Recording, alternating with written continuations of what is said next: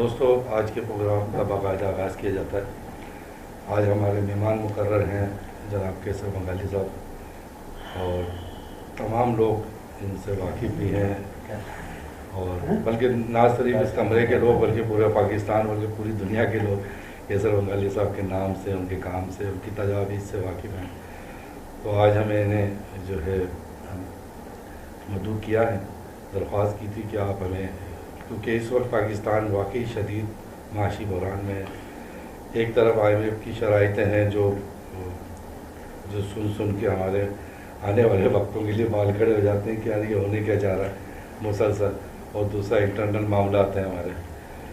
تو اس پہ آج کیسر صاحب کو سنیں گے، آپ کے سوالات ہوں گے ان کے لیکچر کے بعد، جب یہ اپنی بات مکمل کر لیں گے اس کے بعد آپ اپنے ہاتھ کھڑے کر کے فردن سوال کریں گے، اور سوال ہی ہوگا، وہ ایک تو تقریر نہیں ہوگی، دوسرا مذاکرہ نہیں ہوگا، بحث و مباحثے میں نہیں جائیں گے۔ جو سب سے ضروری بات وہ یہ ہے کہ اپنے موبائل بند کر دیں گے یا کم از کم سائلنٹ پہ لگا دیں گے، کیونکہ بند کرنے کا فائدہ یہ ہوتا ہے کہ اگر آپ نے ایک مرتبہ وہی چلا کے دیکھ لیا، دوسرا آپ کے موبائل میں جا کے دیکھے گا کہ آپ کیا دیکھا ہے، تو معاملات میں تھوڑی گڑبڑی آ جاتی ہے۔ تو آج کے جو پروگرام کی اجلاس کی صدارت ہے، میں درخواست کروں گا ڈاکٹر ناظر محمود صاحب سے، وہ کریں گے، اور آخر میں جو ہے وہ سوال جواب کے لیے پھر میں سجاد مہندی صاحب سے درخواست کروں۔ بہت شکریہ آپ کا، آپ آئے۔ میں کیسر بنگالی صاحب کو، جو پاکستان کے 24 کروڑ کا ملک ہے، لیکن اس میں 4-5 بھی عوام دوست ماہرین معیشت نکالنا مشکل ہے، تو جن میں وہ 2-3 نام، ایک ان کا نام ہے، ایک حفیظ پاشا صاحب، جن کو اب لیا نہیں جاتا کہیں بھی کسی بھی فورم پہ۔ حفیظ پاشا صاحب مسلسل ان چیزوں پہ بات کرتے ہیں۔ ایک طارق بنوری صاحب جو HEC کے وائس چیئرمین رہے، وہ بھی اکثر عوام دوست پالیسیوں کو پروموٹ کرتے ہیں۔ اسد سعید صاحب ہیں، تو ان 4-5 گنے چنے جو عوام دوست ماہرین معیشت میں، ان میں کیسر بنگالی صاحب کا نام ہے، تو ہم ان کے شکر گزار ہیں کہ یہ آج تشریف لائے۔ Over to you sir. جی، پہلے آپ کا شکریہ، آپ سب کا، پروگریسو رائٹرز فورم کا، آپ لوگوں کا شکریہ، آپ آئے ہیں۔ ملک کی معیشت کے بارے میں تو اب سب کو پتہ ہے، حکومت کے اور جو فوج کے تنخواہیں ہیں وہ بھی قرضوں سے آتی ہیں۔ جو ٹوٹل ریونیو ہے گورنمنٹ کا، اس سے زیادہ قرضوں کی ادائیگی ہے، واپسی جو ہے۔ جتنا ریونیو ہے ہمارا، ٹوٹل آمدنی ہے حکومت کی، جو 2 بڑے ذرائع ہیں، ایک ٹیکس ریونیو کہلاتا ہے، ایک نان ٹیکس ریونیو کہلاتا ہے۔ دونوں کو ملا کے جو پیسے ہیں، اس سے زیادہ ہمیں واپس کرنا پڑتا ہے پرانے قرضوں کی ادائیگی۔ تو جو تنخواہیں ہیں اس کے لیے بھی ہم قرضہ لیتے ہیں، یہ ہے۔ جو 2-3 بڑے آئٹمز ہیں اخراجات کے، وہ ہے سب سے پہلے قرضوں کی ادائیگی، اس کے بعد ڈیفنس، اور اس کے بعد ہے سبسڈیز، یعنی جو حکومت مختلف شعبوں کو، ایک تو حکومت ٹیکس لیتی ہے نا، تو ٹیکس لینے کے بجائے حکومت دیتی ہے، اسے سبسڈی کہتے ہیں، تو وہ سبسڈیز ہیں، یہ بڑی چیزیں ہیں۔ اور آمدنی جو ٹیکس کی ہے اس میں 85% جو ہے وہ انڈائریکٹ ٹیکس سے آتا ہے، یعنی وہ تمام چیزیں جو ہم خریدتے ہیں اس میں ٹیکس شامل ہوتا ہے، جس کا بوجھ غریبوں پہ پڑتا ہے۔ اگر پیٹرول پہ ٹیکس ہے تو بس کا کرایہ بڑھ جاتا ہے، بس کا کرایہ بڑھ جاتا ہے تو جو بس میں سفر کرتے ہیں تو ان کو زیادہ پیسے دینے ہوتے ہیں۔ افراط زر بہت زیادہ ہے، 40% سے زیادہ ہے سالانہ۔ 2 وجہ ہوتی ہے قیمتیں بڑھنے کی، یعنی ایک وجہ سپلائی سائڈ کہلاتی ہے اور ایک وجہ ڈیمانڈ سائڈ ہے۔ سپلائی سائڈ کا مطلب یہ ہے کہ میں یہ مائک میری فیکٹری ہے، میں یہ بنا رہا ہوں، اس میں خام مال لگتا ہے، اس میں بجلی خرچ ہوتی ہے، مزدوروں کو تنخواہیں جاتی ہے وغیرہ وغیرہ، اور اس کو لانے کے لیے ٹرک کا جو کرایہ ہے، اس کو بنانے کے بعد مارکیٹ میں پہنچانا ٹرک کا کرایہ ہے، یہ سارے جو اخراجات ہیں جس کو ہم کاسٹ آف پروڈکشن کہتے ہیں، تو یہ چیز بنانے کے لیے کتنی کاسٹ آئی ہے، تو میں اس کو ضرور بیچوں گا اس کے اوپر کچھ ملا کے تاکہ منافع ہو مجھے، ورنہ میں کیوں بناؤں یہ۔ تو جب ان چیزوں کی قیمت بڑھ جاتی ہے، اگر بجلی کی قیمت بڑھ گئی، خام مال کی قیمت بڑھ گئی، اجرت بڑھ گئی، ٹرکوں کا کرایہ بڑھ گیا، تو میں اس مائک کی قیمت بھی بڑھا دوں گا، تو یہ افراط زر کا حصہ ہو گیا سپلائی سائڈ۔ ڈیمانڈ سائڈ یہ ہے کہ مارکیٹ جو ہے وہ ایک آکشن ہاؤس، نیلام گھر کی طرح آپریٹ کرتا ہے۔ میں مارکیٹ میں ٹماٹر لایا ہوں، پورا ہے ٹماٹر، اور جو میری کاسٹ پرائس ہے گرو کرنے کی اور مارکیٹ میں لانے کی جو ٹرک کی ویلیو، اس سے میں 5% اوپر مانگ رہا ہوں پیسے لوگوں سے کہ یہ اتنے میں خرید لو تاکہ بقایا میرا منافع ہو، میں گھر چلا جاؤں۔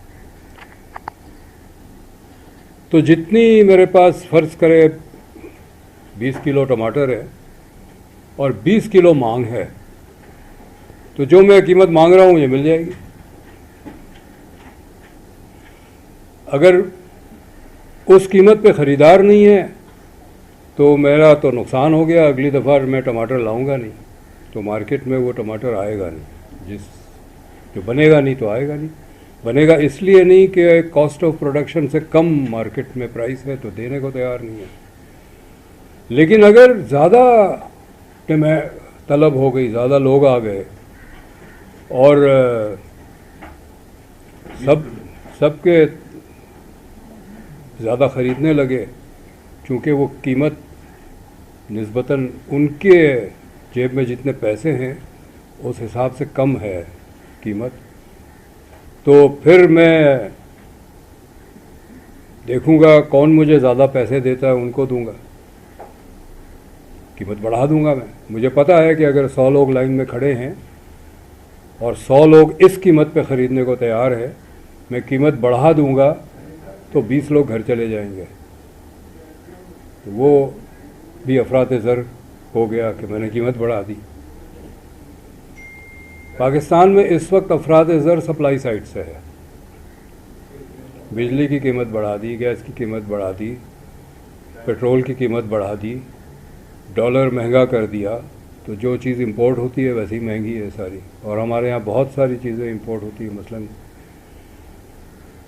آئل، اور وہ تو امپورٹ کرتے ہی ہیں ہم، گیس بھی امپورٹ کرتے ہیں اب، اور کپڑا جو بنتا ہے اس میں اب کاٹن بھی امپورٹ کرتے ہیں ہم، کاٹن ہی کافی مقدار میں بناتے ہیں، چونکہ رقبہ جو ہے اور چیزوں میں چلا جاتا ہے جس میں حکومت زیادہ منافع دیتی ہے، مثلاً شوگر کین، تو وہ سپلائی سائڈ انفلیشن ہے۔ انفلیشن کو کنٹرول کرنے کے لیے اسٹیٹ بینک جو ہے وہ انٹرسٹ ریٹ بڑھا دیتا ہے۔ انٹرسٹ ریٹ بڑھانے کا مطلب یہ ہے کہ جو پیسہ گردش کر رہا ہے مارکیٹ میں وہ کم ہو جائے۔ جب وہ کم ہوگا تو لوگ چیزیں کم خریدیں گے، تو ڈیمانڈ سائڈ سے پریشر کم ہو جائے گا۔ لیکن مسئلہ یہ ہے کہ ڈیمانڈ سائڈ تو انفلیشن ہے نہیں، آپ ڈیمانڈ سائڈ پریشر کم کرنے کی دوائی دے رہے ہیں۔ پریشر تو انفلیشن تو سپلائی سائڈ سے ہے، وہاں کوئی کمی نہیں ہے، ہر روز خبر آتی ہے کہ آج اس کی قیمت بڑھے گی، اس کی بڑھے گی، 2 دن پہلے پیٹرول کی قیمت بڑھا دی ہے انہوں نے۔ تو جب آپ سپلائی سائڈ انفلیشن کو ڈیمانڈ سائڈ کا سلوشن دیں گے تو معیشت اور سکھڑ جائے گی، کیونکہ وہ انڈسٹریلسٹ جو ایک چیز بناتا ہے وہ 22% انٹرسٹ ریٹ پہ تو نہیں کام کر سکتا، اپنا کارخانہ بند کر دیتا ہے، تو وہ چیز جو منڈی میں آتی تھی بن کے وہ بھی آنی بند ہو جائے گی یا کم ہو جائے گی۔ جب کم ہو جائے گی، خریدار تو وہی ہے اتنے ہی خریدار ہے اور اشیاء کم ہے تو ویسی قیمتیں بڑھے گی. تو اس وقت جو ماڈل ہے وہ یہ ہے کہ معیشت کو سکھاڑو, انڈسٹری بند ہوتی ہے تو ہونے دو, لیکن وہ جو اخراجات جس کی قیمتیں بڑھ رہی ہے اور وہ اس لیے بڑھا رہے ہیں کہ حکومت کو پیسے چاہیے اپنے خرچے کے لیے. یہ جو ایک سرکولر سٹوری ہے جس کی قیمت عوام دے رہے ہیں, اور صرف اب غریب لوگ نہیں دے رہے ہیں, مڈل کلاس بھی دے رہے ہیں, اور اپر مڈل کلاس بھی پریشر فیل کر رہے ہیں. اس لیے ہمارے جو رشتہ دار ہیں, جاننے والے ہیں, اچھے خاصے پیسے ہیں ان کے پاس, اور ہم بھی محتاط ہو گئے ہیں اخراجات میں. میں جہاں رہتا ہوں, میرے جو ان لاز ہیں وہ کچھ 30 کلومیٹر دور رہتے ہیں. کراچی آپ کو پتہ بڑا شہر ہے, 30 کلومیٹر شہر کا حصہ ہوتا ہے. تو ہم کبھی وہاں جانا ہوتا ہے سسرال تو سوچتے ہیں اچھا اس علاقے میں ایک تو اور کام ہے وہ کر لیں ورنہ دوبارہ نہ جانا پڑے, پیسے بچاؤ. ہمارے گھر میں ہم ایک استعمال کرتے ہیں PBM, پیسے بچاؤ مہم. یہ ہم استعمال کرتے ہیں, کہیں جانا ہوتا ہے نا تو ہم کہتے ہیں یار بھی آج نہیں جائیں گے, اس دن جانا ہوا چلے جائیں گے, PBM. تو ہمارے گھر میں اگر یہ حال ہے تو جو کم آمدنی والے گھر ہے اس میں تو PBM یہ ہے کہ پھل کھانا بند کر دو. کچھ گھر ایسے ہوں گے جس میں یہ ہے کہ 3 دفعہ کے بجائے ایک ہی دفعہ کھاتے ہیں کھانا. اور روایتی طور پہ مثلا تھرپارکر میں ناشتہ کرنے کا رواج نہیں ہے. میں نے کچھ 5 سال پہلے تھرپارکر میں کام کرنا شروع کیا تو ہم ڈیٹا کلیکٹ کرتے ہیں, تو ایک سوال پوچھا تھا کہ آپ 3 وقت کا کھانا ملتا ہے کہ نہیں. وہ ڈیٹا آیا 3 وقت کا تو تصور ہی نہیں ہے, وہاں پر 2 وقت کا ہے. دیکھا یہ ناشتہ نہیں کرتے. کیوں نہیں کرتے؟ اس لیے کہ اتنی غربت تھی ناشتے کی, مطلب کبھی ان کے ثقافت کا حصہ نہیں ہے ناشتہ کرنا, غربت کی وجہ سے. ان کی غربت اس طرح تھی کہ ریگستان میں رہتے تھے اور باجرہ کے علاوہ کچھ ہوتا نہیں تھا, اور سڑکیں وڑکیں تھی نہیں تو کہیں اور جا بھی نہیں سکتے تھے, وہیں رہتے تھے. اب ہمارے یہاں بھی ہونے لگا. میرے جو سروے ہم کرتے ہیں, کیونکہ میرا کام ہی غربت میں ریسرچ کرنا ہے, یعنی ایسے خاندان آئے ہیں اور ہمارے یہاں ہمارا رہا ہے کہ ہم سروے خود بھی کرنے جاتے تھے, صرف اسٹوڈنٹس کو نہیں بھیجتے تھے, چونکہ ہم خود جائیں گے تو ایک احساس ہوگا کیا ہے, ورنہ تو کوشچنر پہ ڈیٹا پڑھ کے وہ احساس نہیں ہوتا ہے مسائل کا. ایک خاتون نے کہا جی ہمارے بچوں کو انہیں تو پتہ نہیں انڈے کی ٹیسٹ کیسی ہوتی ہے, ہم نے انڈا نہیں کھایا کبھی. مطلب یہ بچہ 2 سال کا ہو گیا لیکن ہمارے 2 سال سے ہمارے گھر میں انڈا نہیں آیا.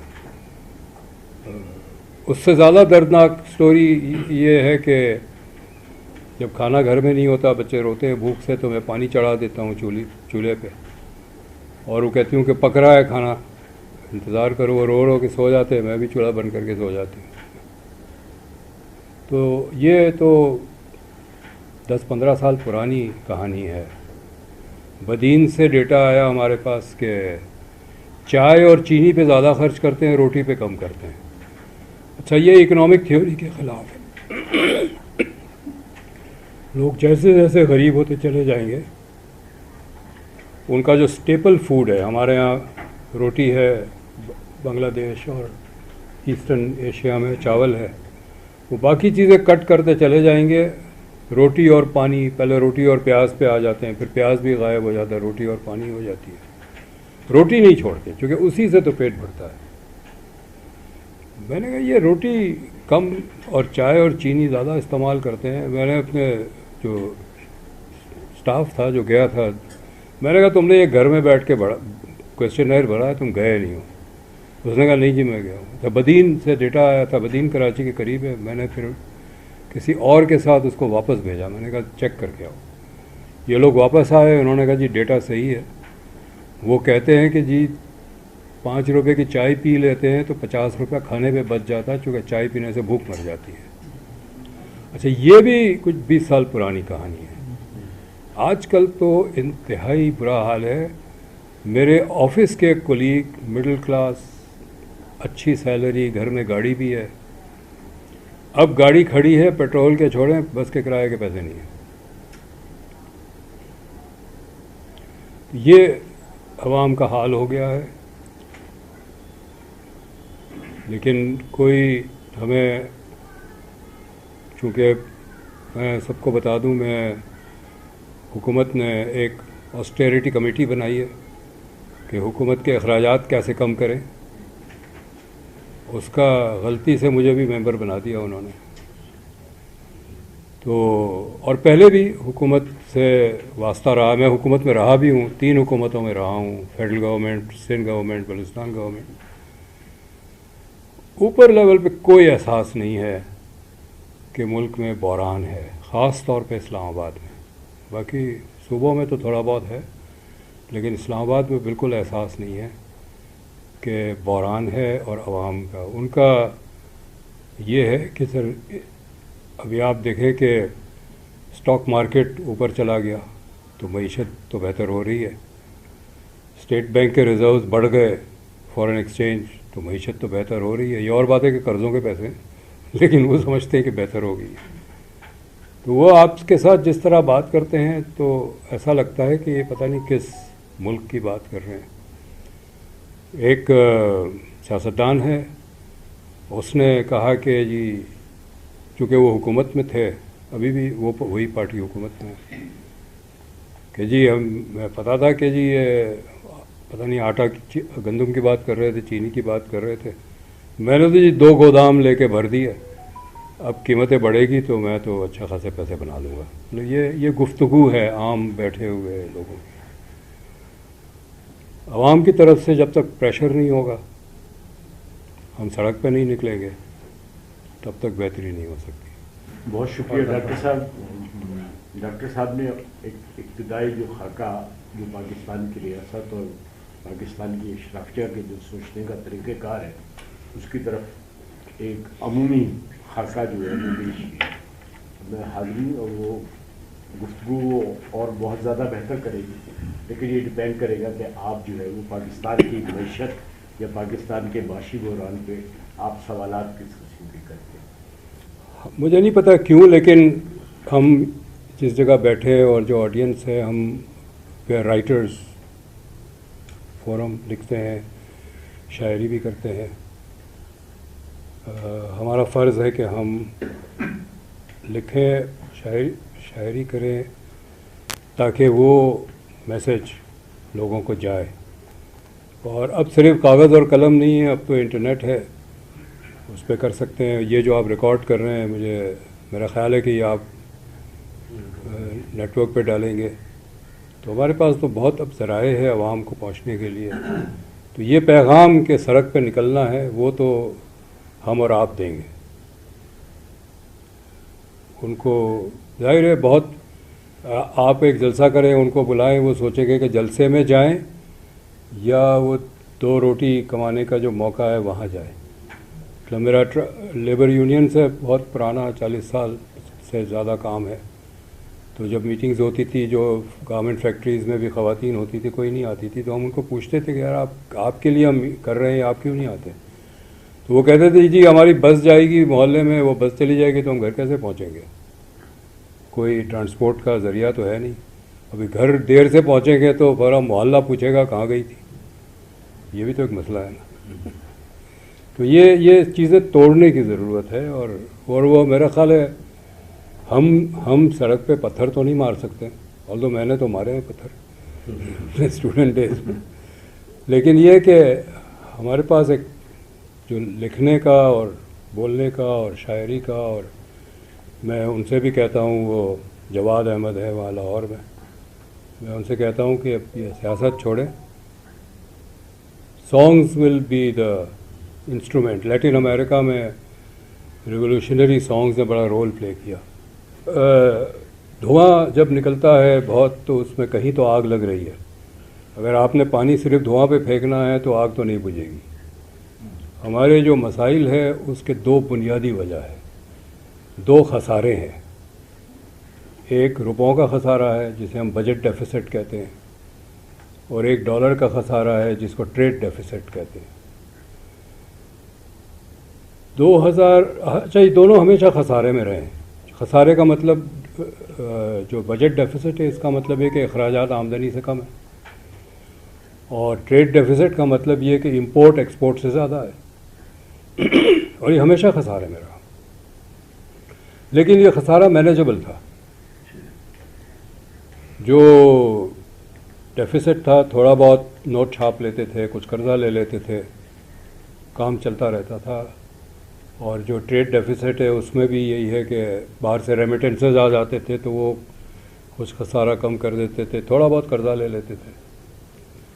لیکن 2003 کے بعد ہمارے امپورٹ بہت تیزی سے بڑھنے لگے ایکسپورٹ کے مقابلے میں, اور جو ایکسپینڈیچر گورنمنٹ کا ہے وہ بھی بہت تیزی سے بڑھنے لگا ہمارے مقابلے میں. 2003 تک ہر $100 کے ایکسپورٹ پہ 120-130 ڈالر کی امپورٹ ہوتا تھا, یعنی 20 سے 30% خسارہ ہوتا تھا. اب وہ خسارہ 20-30 سے بڑھ کے 130 ہو گیا ہے, اور یہی حال بجٹ کا ہے. تو حل یہ ہے کہ خسارہ کم کریں.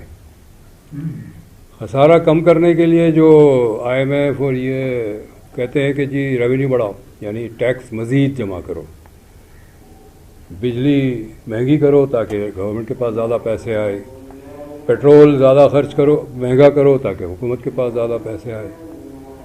لیکن جتنا آپ اس چیزوں کی قیمت بڑھائیں گے اتنی معیشت سکھڑے گی. معیشت سکھڑے گی تو حکومت کا ریونیو کم ہوگا. جو کارخانہ کم ٹیکس دے رہا ہے اگر بند ہو گیا تو 0 ٹیکس دے گا. تو حکومت کی جو اس وقت پالیسی ہے وہ کارخانہ بند کرنے والی پالیسی ہے, تو اور ٹیکس کم ہو جائے گا. ایکسپورٹ آپ کا نہیں ہوگا اس لیے کہ کارخانے بند ہو گئے, تو ایکسپورٹ کیسے ہوں گے؟ نہیں ہو رہا. ایکسپورٹ وہیں کھڑا ہے جہاں 10 سال پہلے تھا. تو جب آپ کی ریونیو نہیں بڑھ سکتا اور ایکسپورٹ نہیں بڑھ سکتا تو واحد حل ہے اخراجات کم کریں اور امپورٹ کم کریں. یہ دو حل ہیں. دیکھیں سی پیک تو بہت ایک گیم چینجر ہو سکتا تھا. جس طرح تربیلا اور منگلا جب بنا اس نے معاشی جغرافیہ بدل دیا ملک کا. جہاں گھاس بھی نہیں اگتی تھی 2 فصل ہم لے رہے ہیں اب. جہاں ریت اڑتی تھی وہاں شہر ہے, بستیاں ہیں.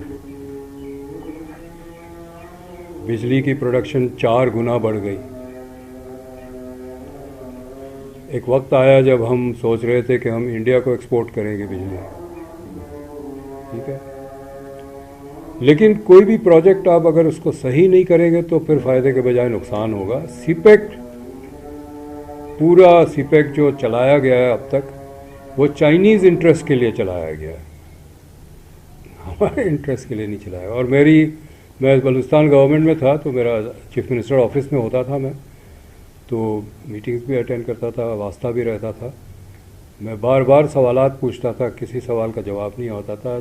وہاں سے چھوڑنے سے پہلے میں نے 12 سوال ریلیز کیے پبلک میں, اور اس میں نے یہی سارے سوالات پوچھے کہ ہمیں کیا فائدہ اس سے, یعنی. اور مجھے پتہ چلا یہ خفیہ تھی, اگریمنٹ خفیہ تھی چائنا کے ساتھ, کہ جو گوادر پورٹ ہے اس میں ہمارا جو شیئر ہے وہ 9% ہے ریونیو میں, 91% چائنا کا ہے. جب میں نے اس کو ریلیز کیا اخباروں میں آنے لگا تو پھر پارلیمنٹ میں سوال اٹھا تو انہوں نے ایڈمٹ کیا وہاں پر کہ ہاں جی ہمارا شیئر 9% ہے.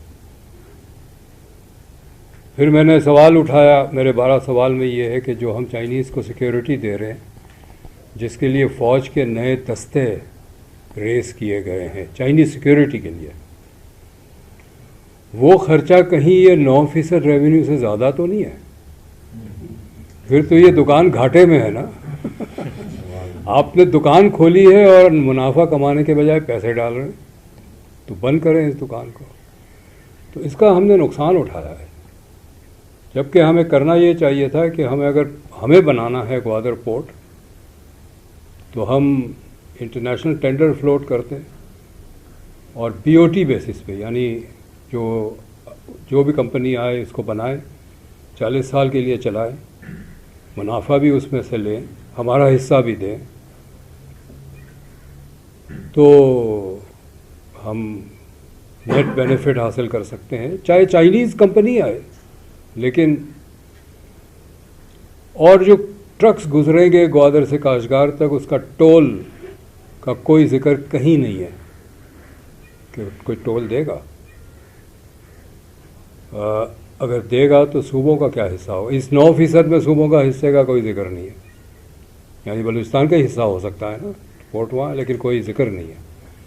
ये ट्रक गुजरेगा बलूचिस्तान से होते हुए, एक हिस्सा सिंध से गुजरेगा, फिर पंजाब से खैबर पख्तूनख्वा से गिलगित बल्तिस्तान तक जाएगा। इनका क्या हिस्सा होगा, क्या फार्मूला होगा, कोई जिक्र नहीं है। बल्कि अगर वो कभी कहते जी 2000 ट्रक रोज़ गुजरेंगे, कभी कहते 6000 गुजरेंगे, चूँकि उन्होंने कोई फिजिबिलिटी तो की नहीं है, मफरूज़े पे सारी चीज़ें हमारी तरफ से कोई नहीं है। चाइनीज़ ने सारी फिजिबिलिटी की हुई है, हमने नहीं की है।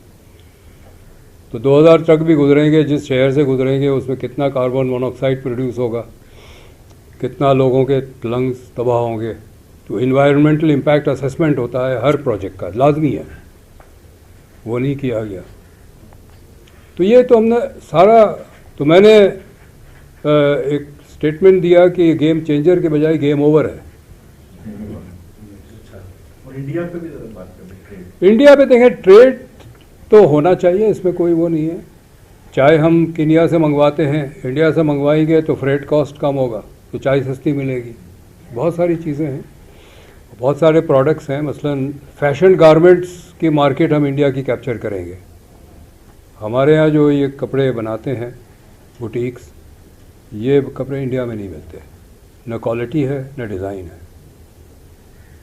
हमारे जितने लोग एग्ज़िबिशन में कभी मौका मिलता है तो वो कहते हैं कि जी 1 घंटे के बाद तो हमारा स्टॉल बेकार हो जाता है, क्योंकि सब कुछ बिक जाता है। हाँ जी।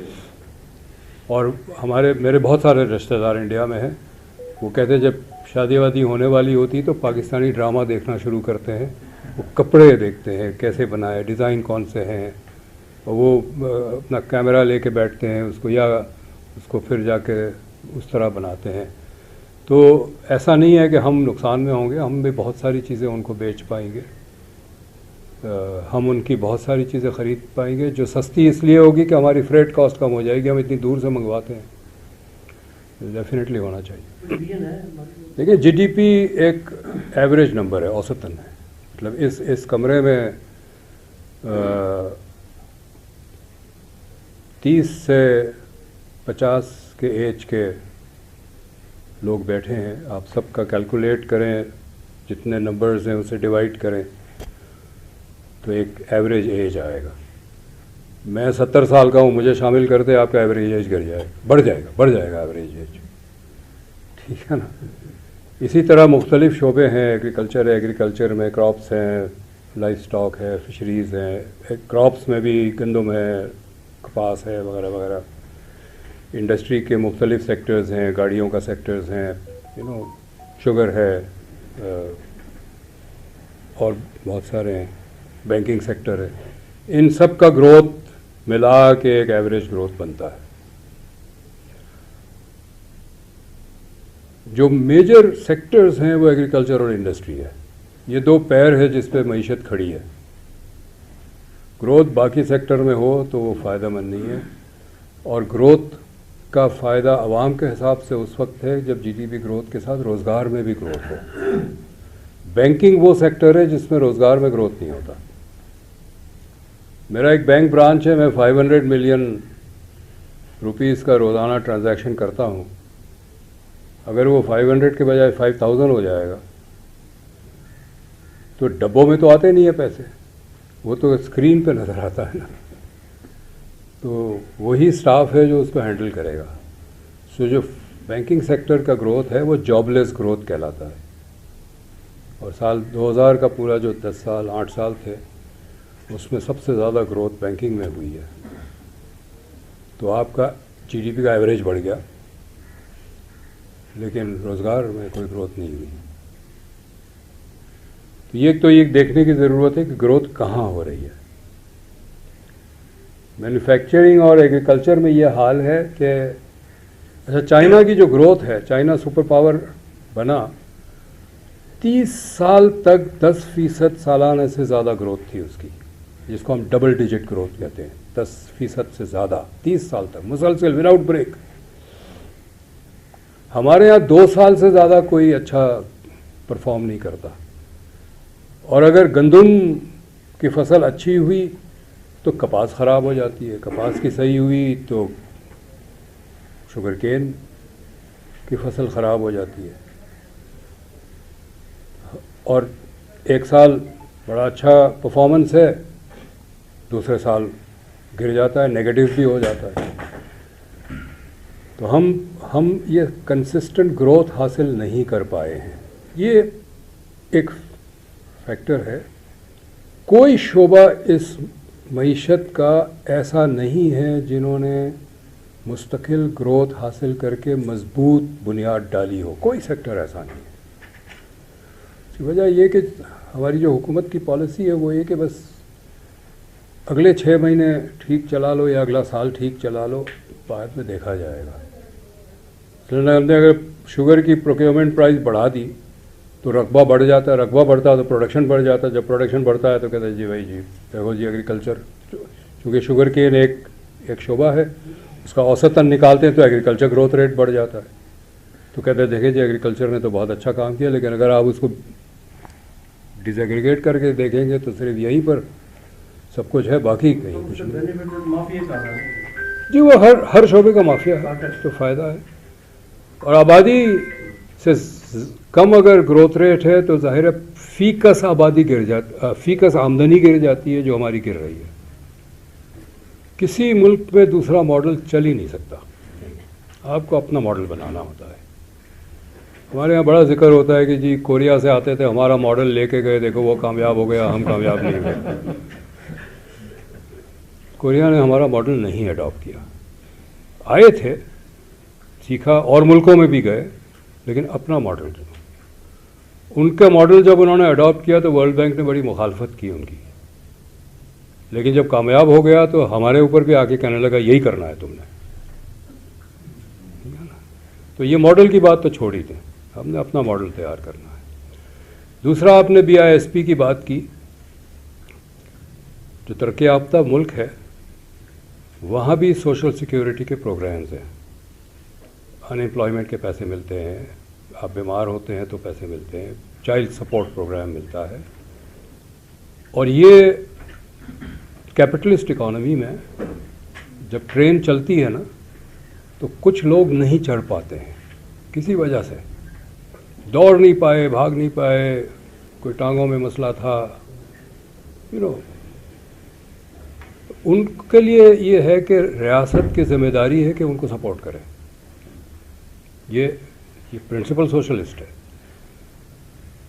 لیکن تمام کیپٹلسٹ کنٹریز ڈیولپ نے اس کو اڈاپٹ کیا ہے کہ جی جو نہیں ٹرین پہ چل سکتے ہیں ان کا سپورٹ کرنا ریاست کی ذمہ داری ہے. اچھا یہ کہنا کہ یہ بھکاری بنتے ہیں, یہ تو مجھے سمجھ ہی نہیں آتی لوگ کیوں کہتے ہیں. ہم جب شروع کیا تو 1000 روپیہ مہینہ دے رہے تھے. آپ کے خیال میں 1000 روپیہ لے کے کوئی نوکری چھوڑ دے گا؟ اس کا نام رکھا گیا انکم سپورٹ پروگرام. اس پہ بڑی بحث ہوئی تھی, پریزیڈنٹ اور پرائم منسٹر لیول پہ بھی میں نے بحث کیا. کچھ لوگ کہنا چاہتے تھے بے نظیر پاورٹی ایلیویشن پروگرام, یہ نام رکھنا چاہتے تھے.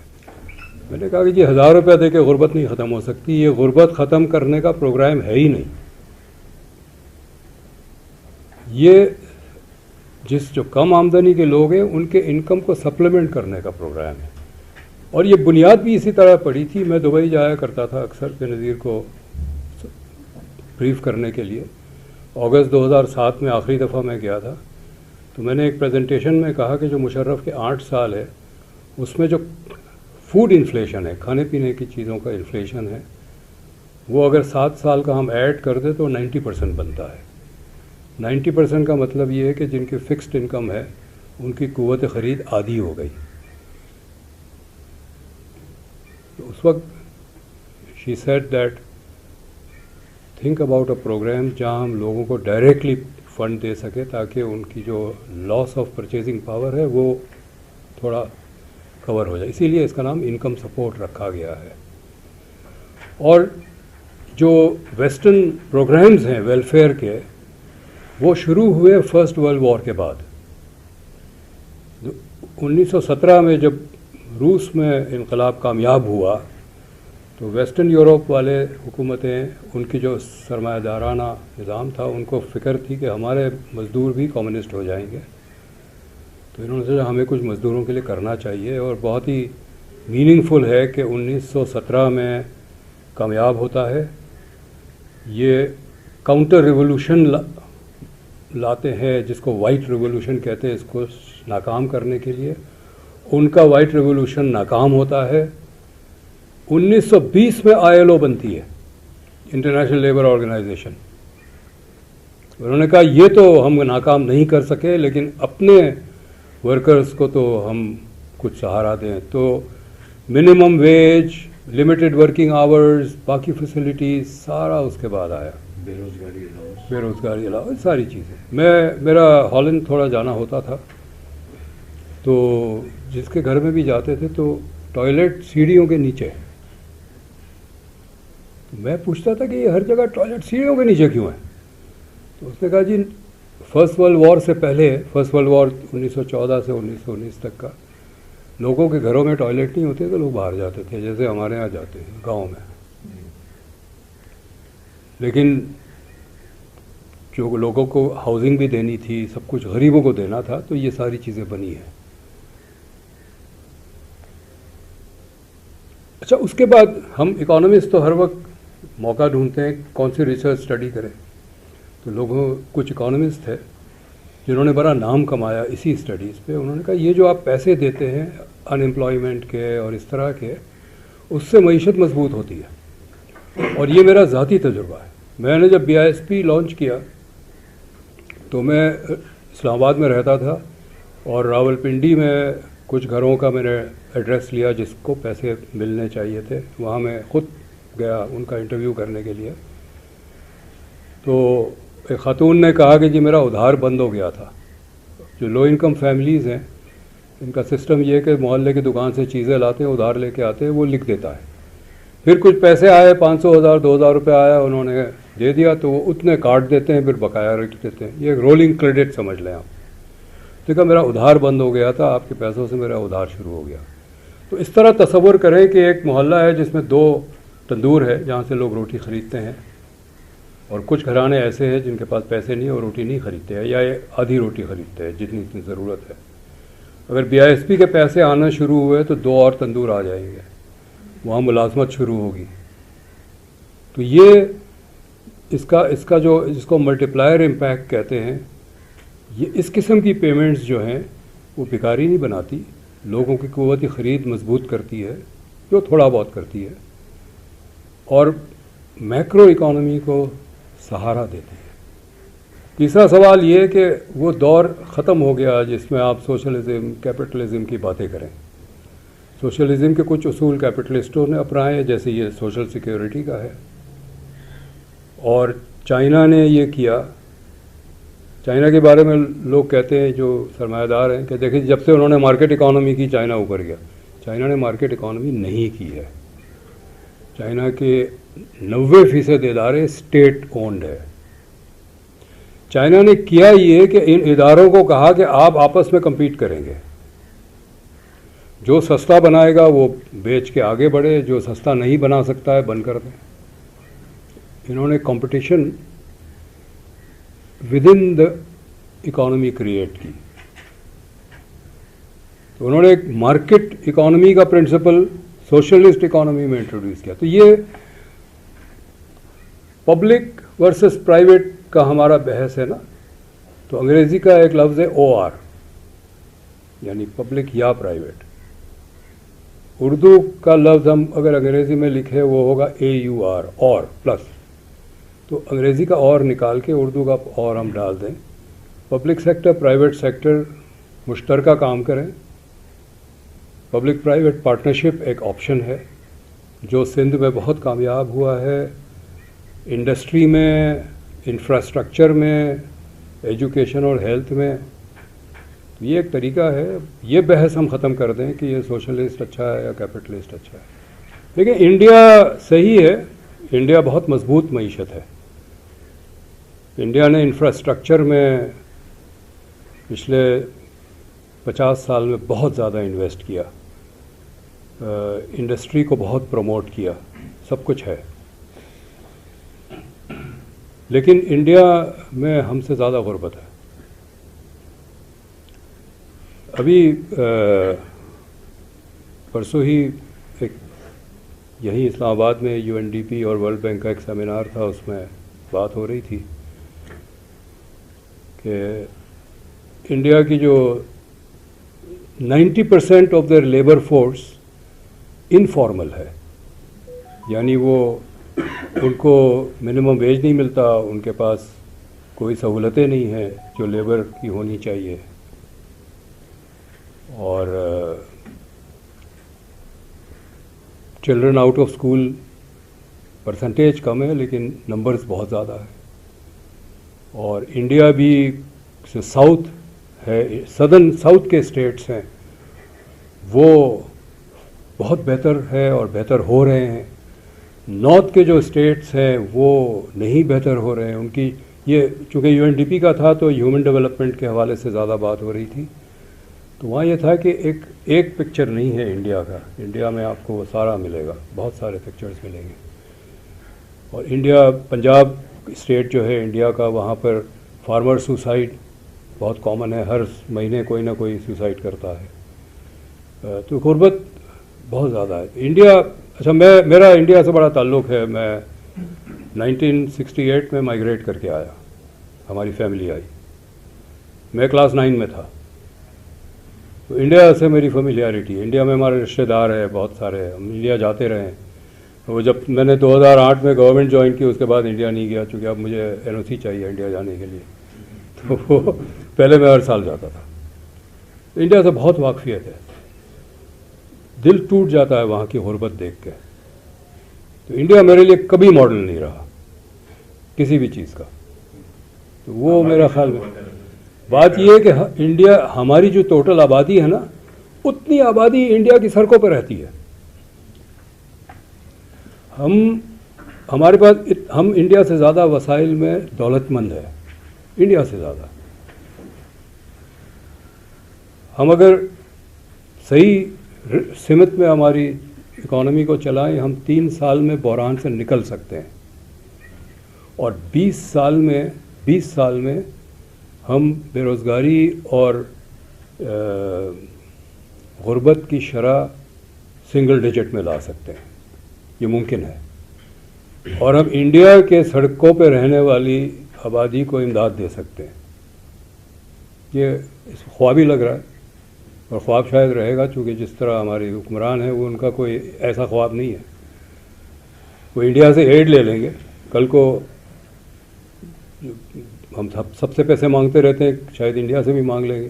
تو یہ ہے. آپ کا دوسرا سوال جو تھا،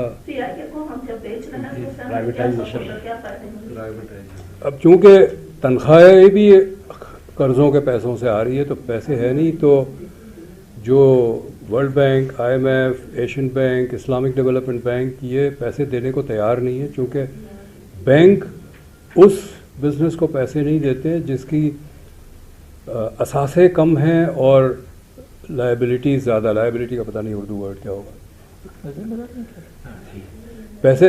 پیسے آنے کم ہے اور جانے زیادہ ہے. واجب الادا تو اخراجات، تو وہ جس کی وہ بہت زیادہ، جیسے میں نے کہا کہ ہر 100 روپے کی ریونیو پہ آپ کا اگر 250 روپیہ اخراجات ہے، تو بینک سوچے گا کہ یہ تو ڈوبنے والی کشتی ہے، پیسے اس کو نہ دو ورنہ ملے گا نہیں کچھ. تو ہم اب کمرشل بینک سے پیسے لے رہے ہیں. کمرشل بینک کی سرائے سود کم سے کم 3-4 گنا زیادہ ہوتی ہے. یہ اگر ہمیں 2.5% پہ لون دیتے ہیں تو وہ 30% پہ لون دیتے ہیں.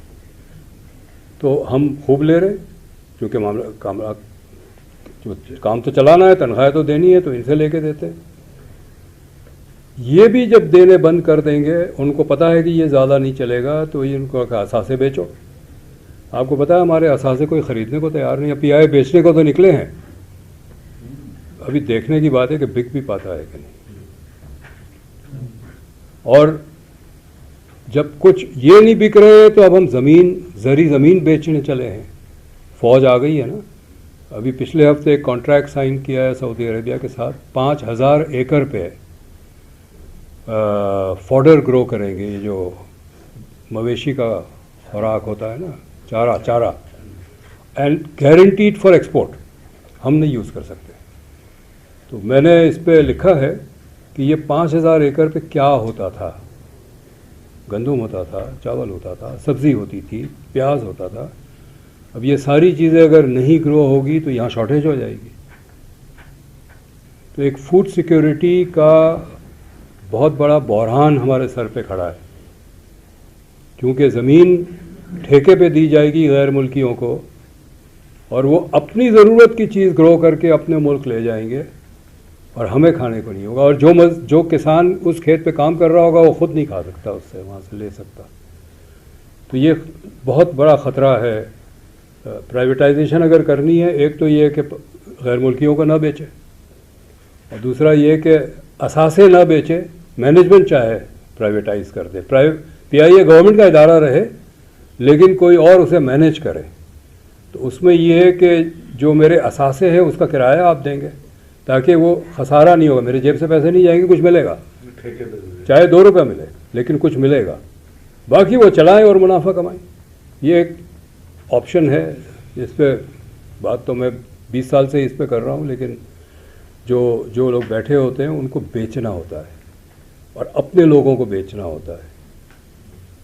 100 روپے کی چیز 25 روپے میں بیچیں اور خوب پیسہ بنائیں. اور جتنی پرائیویٹائزیشن آج تک ہوئی ہے, 92 میں 100 کے قریب انڈسٹریز پرائیویٹائز ہوئی ایک سال میں. اس میں سے 2-3 کے علاوہ سب ود ان ایئر بند ہو گئی. جو منافع میں تھے وہ بھی بند ہو گئی, اور وہ زمین پہ پلاٹنگ کر کے گھر بنا دیے گئے. تو اسٹیل مل جو خریدنا بیچنا چاہ رہے ہیں, جو بھی اسٹیل مل خریدے گا وہ بند کر کے وہاں پر ایک ہاؤسنگ کالونی بنائے گا. تو جب سارے کارخانے بند ہو جائیں گے تو ایک تو روزگار کہاں سے ملے گا, دوسرا ایکسپورٹ کے لیے کیا چیز بچے گی. خورشید کا میں انٹروڈکشن کرا دوں. ہم کراچی یونیورسٹی میں ساتھ تھے, اور اس زمانے میں یونین کے الیکشنز ہوتے تھے, تو ہم نے مل کے الیکشن لڑا تھا, اور کچھ 13-14 سال کے بعد جمعیت کو ہرایا تھا.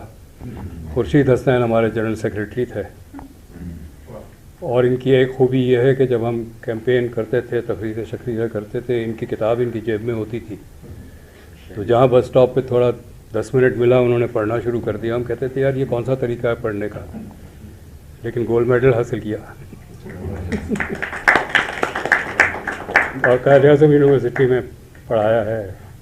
یہ بھی میں کہتا چلوں کہ جب یہ آئے تھے تو ان کو پی آئی اے میں جاب آفر ہوئی تھی. انہوں نے کہا یہ میں نہیں لوں گا, پڑھاؤں گا. جی خورشید صاحب. 1 word آنسر از نو. بالکل ممکن نہیں ہے. اور اس کی وجہ یہ ہے کہ فوج کا فٹ پرنٹ بڑھتا چلا جا رہا ہے. یعنی ابھی تو زراعت میں آ گئے ہیں وہ, لیکن کسائی کا کام بھی انہوں نے شروع کر دیا, دھوبی کا کام بھی شروع کر دیا. یعنی فوج کی ڈی ایچ اے کی لانڈریز ہیں, اور انہوں نے ذبیحہ کے نام سے ایک میٹ کمپنی شروع کی ہے. ٹھٹا میں 2 ارب روپے لگا کے ایک سلاٹر ہاؤس بنایا ہے اپنا. اور کراچی میں جگہ جگہ وہ میٹ شاپس ہیں ذبیحہ کے نام سے. تو ریئل اسٹیٹ کا تو خیر ایک قسم کی منوپلی کریٹ کر دیا نا. وہ جگہ جگہ ڈی ایچ ایز بن رہے ہیں, اور ٹرانسپورٹ میں ان کی منوپلی. اب N L C 80% market share cover کرتی ہے. تو بہت سارے سیکٹرز ہیں. ایون ان ایجوکیشن, ابھی میں جب اس میں پڑھاتا ہوں تو بھی بات ہو رہی تھی کہ جو صفا یونیورسٹی بنی ہے, کہتی وہ سارے ہمارے ٹیچرز لے کے چلے جاتے ہیں, تنخواہ اتنی دیتے ہیں وہ, ہم تو دے ہی نہیں پاتے. تو پرائیویٹ یونیورسٹیز آر اسٹرگلنگ. تو اسی طرح پرائیویٹ کمپنی اسٹرگل کرتی ہے, ان کے ساتھ کمپیٹ نہیں کر سکتے ہیں چونکہ ان کو ریاست کی سپورٹ ہوتی ہے. اس کے بغیر تو نہیں ہو سکتا. لیکن میں اس کو ایکسٹینڈ کروں آپ کے جواب کو کہ کیا ہو سکتا ہے. وہ یہ ہے کہ انڈسٹری کو پروموٹ کرنا ہے. جی ایس ٹی 18% سے گرا کے 5% لانا ہے. اور 2 یا 3 سیکٹرز ہیں جس نے انڈسٹری کو نقصان پہنچایا ہے. ایک سٹاک مارکیٹ ہے, ایک پراپرٹی مارکیٹ ہے, اور ایک امپورٹس ہے. یہ تینوں مارکیٹ میں آپ انڈر دا کاؤنٹر پروفٹ حاصل کر سکتے ہیں اور ٹیکس ایویڈ کریں گے. میں نے خود ایک تجربہ کیا. میں کینیا میں تھا, واپس آیا تو میرے ایک دوست نے کہا کہ وہ UN کا پروگرام تھا. اس نے کہا تم واپس آئے, تمہارے پاس پیسے تو ہوں گے. میں نے کہا ہاں 15 لاکھ روپیہ ہے. تو اس نے کہا مجھے دے دو. میں نے کہا تم کیا کرو گے؟ اس نے کہا جی میرا ایک پلاٹ ہے کراچی میں, مہران ٹاؤن ہے, انڈسٹریل ایریا ہے, 250 گز کا پلاٹ ہے, وہ کسی کام کا نہیں ہے. 250 گز پہ کوئی فیکٹری لگ نہیں سکتی ہے. 500 گز کا پلاٹ ہے, اس کی ویلیو ہوتی ہے. تو ساتھ ایک 250 گز کا اور پلاٹ فار سیل ہے, لیکن میرے پاس اس وقت کیش نہیں ہے, وہ 15 لاکھ کا ہے. تو میں نے کہا چلے لو. اس نے لے لیا, جوائن کر کے اس کو بیچا. تو 3 ہفتے کے بعد مجھے 18 لاکھ واپس کر دیا اس نے. تو جب پراپرٹی میں اس قسم کے منافع ہو گئے تو انڈسٹریلسٹ اپنی فیکٹری بند کر کے پراپرٹی میں انویسٹ کر رہے ہیں, اور سٹاک مارکیٹ میں بھی اسی طرح سے ہے, امپورٹ میں بھی یہی ہے. آپ امپورٹ کریں, آپ آدھے جو ہیں انڈر انوائس کریں. 1 روپے کی چیز آپ $1 کی چیز منگوا رہے ہیں, اس کا LC آپ 25 سینٹ کریں تو ٹیکس 25 سینٹ پہ دیں تو آپ کو سستا پڑے گا. تو جو لوکل بناتا ہے وہ مہنگا ہوتا ہے. وہ بند ہو گئی. ساری انڈسٹری پچھلے 40 سال میں بند ہو چکی ہے اسی وجہ سے. اور جو فیکٹری بند کر کے سٹاک مارکیٹ میں کھیلتے ہیں, پراپرٹی مارکیٹ میں کھیلتے ہیں, وہ زیادہ خوش ہے. وہ کہتے ہیں پہلے خیال کیوں نہیں آیا. تو ایک تو یہ ہے کہ یہ ساری جو ایزی پروفٹس ہیں اس کو بڑی آسانی سے بند کیا جا سکتا ہے. اس میں اس طرح ہے کہ میں اگر ایک پراپرٹی خریدنا چاہتا ہوں 5 کروڑ کی, اور وہ رجسٹر ہوتی ہے 5 لاکھ پہ, تو آپ یہ کر دیں کہ every transaction will go on a website, public website, اور وہ 3 ہفتے تک وہاں یا 5 ہفتے تک واٹ ایور رہے گا. تو میں 5 لاکھ کی خرید رہا ہوں تو 5 لاکھ لکھوں گا کہ 5 لاکھ میں یہ پراپرٹی میں بیچ رہا ہوں. 3rd پرسن کین بڈ 20% مور, اور میں لازماً مجھے اسی کو بیچنا پڑے گا 6 لاکھ میں. تو 5 کروڑ کی پراپرٹی میں 5 لاکھ میں رجسٹرڈ نہیں کراؤں گا. تو یہ جو ایک پروفٹ ہے انڈر دا کاؤنٹر, یہ میری ختم ہو گئی. یہی چیز آپ امپورٹ میں کریں کہ میں $1 کی چیز منگوا رہا ہوں 25 سینٹ میں, میرا وہ چلا جائے گا ویب سائٹ پہ. تو 3rd party can always say اچھا آپ نے 25 سینٹ میں امپورٹ کیا, میں 30 سینٹ دیتا ہوں, اور لازماً مجھے اس کو بیچنا پڑے گا. تو میں پھر انڈر انوائس نہیں کروں گا. تو یہ طریقے ہے. جب آپ یہ بند کر دیں گے تو لوگ پھر انڈسٹری میں انویسٹ کریں گے, اور آپ نے ٹیکس ریٹ بھی کم کر دیا. سو جب انڈسٹری پروموٹ ہوگی, جابس پروموٹ ہوگی, اور انڈسٹری سے ایکسپورٹس ہوگا, تو it is a way forward. Agriculture میں ہمیں انویسٹ کرنے کی ضرورت ہے. ایگریکلچرل کا جو انفراسٹرکچر ہے وہ بالکل تباہ ہو چکا ہے. پانی کا نظام تباہ ہو چکا ہے. ہم صرف کہتے ہیں کہ جی زیادہ پانی چاہیے, کالا باغ ڈیم بناؤ. زیادہ پانی بھی نقصان دیتا ہے. 98 سے 2003 تک سندھ اور بلوچستان میں ڈراؤٹ تھا, بارشیں نہیں ہو رہی تھی. تو ہم سب یہ تھا کہ فصل کو بڑا نقصان ہوگا, لیکن 2003 تک جو ڈیٹا آنے لگا تو پر ایکر ایل بڑھ گیا سندھ میں, فی ایکر پروڈکشن. یار یہ کیسے ہو سکتا ہے؟ قحط ہے, بارش نہیں ہو رہی, پانی نہیں ہے, دریا میں بھی پانی نہیں آ رہا, ایلڈ کیسے بڑھ گئی؟ جب انویسٹیگیٹ کیا پتہ چلا پہلے زیادہ پانی ڈالتے تھے. وہ سمجھتے تھے جتنا پانی زیادہ ڈالیں گے فصل اچھی ہوگی. سو انویسٹ کرنے کی ضرورت ہے ایگریکلچر میں, انفراسٹرکچر. انڈسٹری میں بھی انڈسٹریلسٹ کے پاس زمین نہیں ہے انڈسٹری لگانے کی. ریزیڈینشیل ایریاز میں کارخانے لگ رہے ہیں. ریزیڈینشیل ایریا PCHS پورا, خورشید آپ جہاں رہتے تھے وہ پورا اسٹور, ویئر ہاؤس اور گودام اور ساری چیزیں بن گئی, چونکہ کوئی جگہ نہیں ہے وہاں لوگوں کو کاروبار کرنے کی. تو یہ ممکن ہے پرووائڈیڈ اسٹیٹ یہ طے کرے کہ ہم نے انڈسٹری کو پروموٹ کرنا ہے, ہم نے کمرشل انفراسٹرکچر پرووائڈ کرنا ہے کاروبار کرنے کے لیے. اور یہ جو کھانچے ہیں اسٹاک مارکیٹ کے اس کے یہ ہم بند کریں تو یہ ممکن ہے. شوگر انڈسٹری بند کرنے کی ضرورت ہے. ہمیں شوگر پروڈیوس نہیں کرنی چاہیے. یہ تو ایک صرف چند خاندانوں کو سپورٹ کرنے کے لیے ہے یہ شوگر انڈسٹری. پاکستان کے لیے نقصان دہ. So it's possible, it can be done. اور یہ بات میں اپنی پروفیشنل کیپیسٹی میں پوری ذمہ داری سے کہہ سکتا ہوں کہ ہم ایک اکنامک پاور ہاؤس بن سکتے ہیں 20 سال کے عرصے میں. پہلا سوال آپ کا کیا تھا؟ جی, چونکہ یہ اس وقت میٹنگز چل رہی ہے, میں اس کا حصہ ہوں, مناسب نہیں ہوگا کہ میں بات کروں اس پہ. لیکن یہ مجھے جب انہوں نے اپوائنٹ کیا تو مجھے تو پہلے حیرت ہوئی. پھر میں نے سوچا کہ ایسے ہی اس نے کر دیا تاکہ لوگوں کو کہہ سکے کہ یہ بھی تھا حصہ شریک کے جرم ہے. لیکن میں 3-4 دن سے یہاں ہوں, ان کے ساتھ میٹنگ کر رہا ہوں. ایک تو یہ ہے کہ جو ہائیسٹ لیول ہے گورنمنٹ کی, اس سے پوری سپورٹ ہے مجھے. سب سے بڑا جو کٹ لگانے والا حصہ ہو سکتا ہے وہ میرے ذمہ لگا دیا. 1 مین سب کمیٹی بنا دی انہوں نے. جی آپ کر کے دیں. شاید اس لیے دیا کہ اب وہ خود ذمہ داری نہیں لینا چاہتے. اس نے کہا جی اس کے ذمہ لگا دو. میں نے کہا بالکل کر لوں گا میں. یہ تو ضرور ہے کہ میں تو ہو نہیں سکتا کہ میں غریبوں کے جو جس ان کے پاکٹس میں اتنے ہولز ہیں اور ہول کریٹ کروں. ملے گا کچھ نہیں نا, خالی ہو چکا ہے. تو یہ تو اطمینان ہے. دوسرا آپ کا جو سوال تھا, آپ جب منسٹر بنے آپ کو فل فائنینشیل اس کا پہلے تو اس کا کوئی خطرہ نہیں ہے. دوسرا یہ کہ ایک شخص حکومت نہیں چلاتا,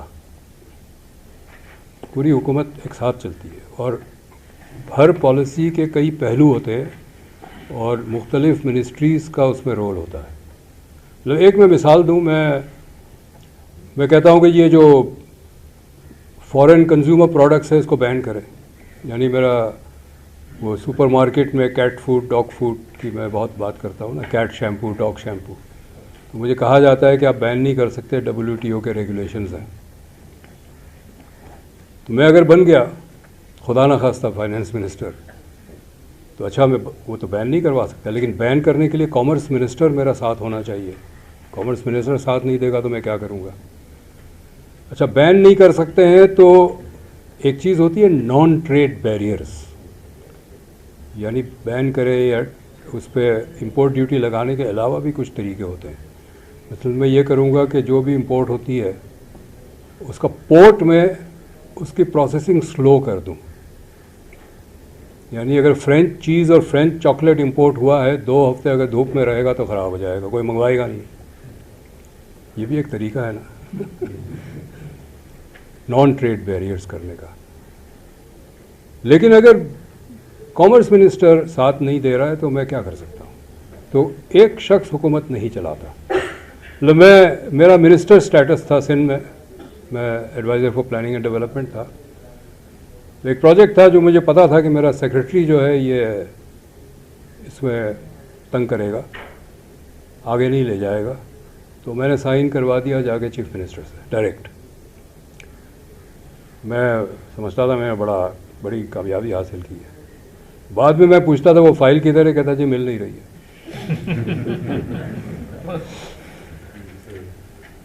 سو the whole government has to work together. اور یہ جو منسٹر بن جاتے ہیں جیسے ابھی اورنگزیب بن گئے فائنانس منسٹر, وہ قابل ہوں گے, بہت قابل ہوں گے اور بہت کچھ کرنا چاہ رہے ہوں گے. لیکن اگر پوری حکومت اس کے ساتھ نہیں ہے تو کچھ نہیں کر سکتا. میں تو سب سے پہلے حکومت کے اخراجات کم کروں گا. فوج سمیت 20 کے قریب منسٹریز بند اور ڈویژنز بند کر دوں گا. امپورٹ پہ پابندی لگاؤں گا. پیٹرول پہ راشننگ کروں گا. 150 لیٹر روز کا دوں گا سب کو پیٹرول, چونکہ 25% of our import bill is petrol. بجلی جو ہم امپورٹڈ فیول سے بناتے ہیں وہ سارے بجلی گھر بند کر دوں گا اور صرف जो हमारी लोकल फ्यूल है उससे बनाऊंगा। अगर कम बिजली बन रही है तो बिजली की रैशनिंग करूंगा। एक होता है ब्लैक आउट, एक होता है ब्राउन आउट। ब्राउन आउट का मतलब है कि आप उसका वोल्टेज कम कर दें। उस वोल्टेज पे पंखा तो चल सकता है, एसी नहीं चल सकता। तो बहुत सारे तरीके हैं अगर करना चाहे। और ये इकदामात मेरा ख्याल है 3-4 साल हम करें ना, उसके बाद इसकी ज़रूरत नहीं पड़ेगी, मईशत संभल जाएगी। 3-4 साल की बात है, तो इट कैन बी डन। 1971 में जब मुल्क टूटा था तो जितने यहाँ पर बंगालीज थे वो सब चले गए। उनमें एक सिंगर थी शहनाज बेगम के नाम से। जाने से पहले उसने एक गाना रिकॉर्ड कराया जिसका दूसरा या तीसरा लाइन था, दिया जलाए रखना है। मौज पड़े या आंधी आए, दिया जलाए रखना। मेरा ये रहा है कि मैं इनकलाबी नहीं हूँ, न मैं माओ हूँ, न कैस्ट्रो हूँ, न शे गुवेरा हूँ, न लेनिन हूँ, कुछ नहीं हूँ मैं। मेरा काम सिर्फ दिया जलाए रखना है। और हम सब अगर यही काम करें तो किसी दिन तो आग पकड़ेगी। कुछ कुछ नौजवान लोग हैं जो बहुत उभर के सामने आ रहे हैं। लाहौर में एक सियासतदान है, 30 साल की उम्र होगी, बहुत आर्टिकुलेट है, बहुत अच्छा बोलते हैं। मैं अमार जान नाम है उसका। जवाद अहमद है, सिंगर है, बहुत इनकलाबी गाने बनाता है, खुद ही लिखता है, खुद ही गाता है। अभी यहाँ पर 2 इदारे हैं, स्टूडेंट्स के इदारे हैं। इन्होंने ये कराची में हैबिट एक स्टोर है, उसने एक कल्चरल सेंटर बनाया है। वहाँ जगह है, इसी तरह की तकरीब हो सकती है बहुत सारी। तो मुझे 2 दफ़ा पिछले 3 महीने में 2 दफ़ा जाने का मौका मिला है टू स्पीक, जैसे अभी मैं बात कर रहा हूँ। और वो सारा स्टूडेंट्स है जो ऑर्गेनाइज़ कर रहे हैं इसको। मेरा नहीं ख्याल है कि हमें उम्मीद छोड़ देनी चाहिए। उम्मीद उस वक्त हमें छोड़नी चाहिए जब हम खुद कुछ करना छोड़ दें। और हम कहने का हम सब राइटर्स हैं, शायरी, गाने, ये वो सब है, तो हमारे पास एक मीडियम है। और पहले तो खुर्शीद और हम जब यूनिवर्सिटी में थे तो हम 4-8 आने जमा करके बर्न्स रोड जाके पैम्फलेट छपवाते थे, जितने पैसे होते थे। कभी 50 छपवा लिया, कभी 150 छपवा लिया। फिर रीगल सिनेमा पे खड़े रह के बांटते थे। और हमारा जो वास्ता नहीं होता था उस पर भी हम एहतजाज करते थे। वियतनाम में जंग चल रही थी, हमारा कोई वास्ता नहीं था, वियतनाम पे भी एहतजाज करते थे। आज तो घर बैठे क्लिक करें और आपकी मैसेज पहुंच गया। तो all of us can do that. अपनी राय, अपना एहतजाज उस पर करें। आप फौज के अखराजात कैसे कम करेंगे, ये बता दीजिए। मेरा कंडीशन होगा मिनिस्टर बनने के। नहीं, मेरा कंडीशन होगा कि अगर मैं मिनिस्टर बना, फाइनेंस मिनिस्टर, तो मेरे बजट में ये कमी पहले होगी। बनाना चाहते हो तो ठीक है, वरना मैं घर जा रहा हूँ। और मैं ये बताऊं कि मुझे चाय की दावत आती रहती है मुख्तलिफ ज़राए से, तो उनके साथ भी मैं बहस करता हूँ। वो कहते हैं कि हम मुल्क बचा रहे हैं। नहीं, हाँ, मुल्क बचा रहे हैं, और हमारा ऐसा नहीं है, ऐसे अखराजात नहीं है, ये ज़रूरी है वगैरह है, हम कोई गैर ज़रूरी खर्च नहीं कर रहे हैं। अभी हाल ही में बहुत करीब मेरी दावत हुई थी, तो उन्होंने ये कहा, तो मैंने कहा कि जी जनरल हेडक्वार्टर्स शिफ्ट करने का क्या जवाज़ है, इससे मुल्क की दफ़ा में क्या बेहतरी होगी। उन्होंने कहा नहीं जी, वो हमने तो प्रोग्राम तर्क कर दिया है। मैंने कहा जी उसका नाम बदल दिया, अब डिफेंस कॉम्प्लेक्स के नाम से बन तो रहा है, वो पैसे तो खर्च हो रहे हैं। उनके पास जवाब नहीं था कोई। और वो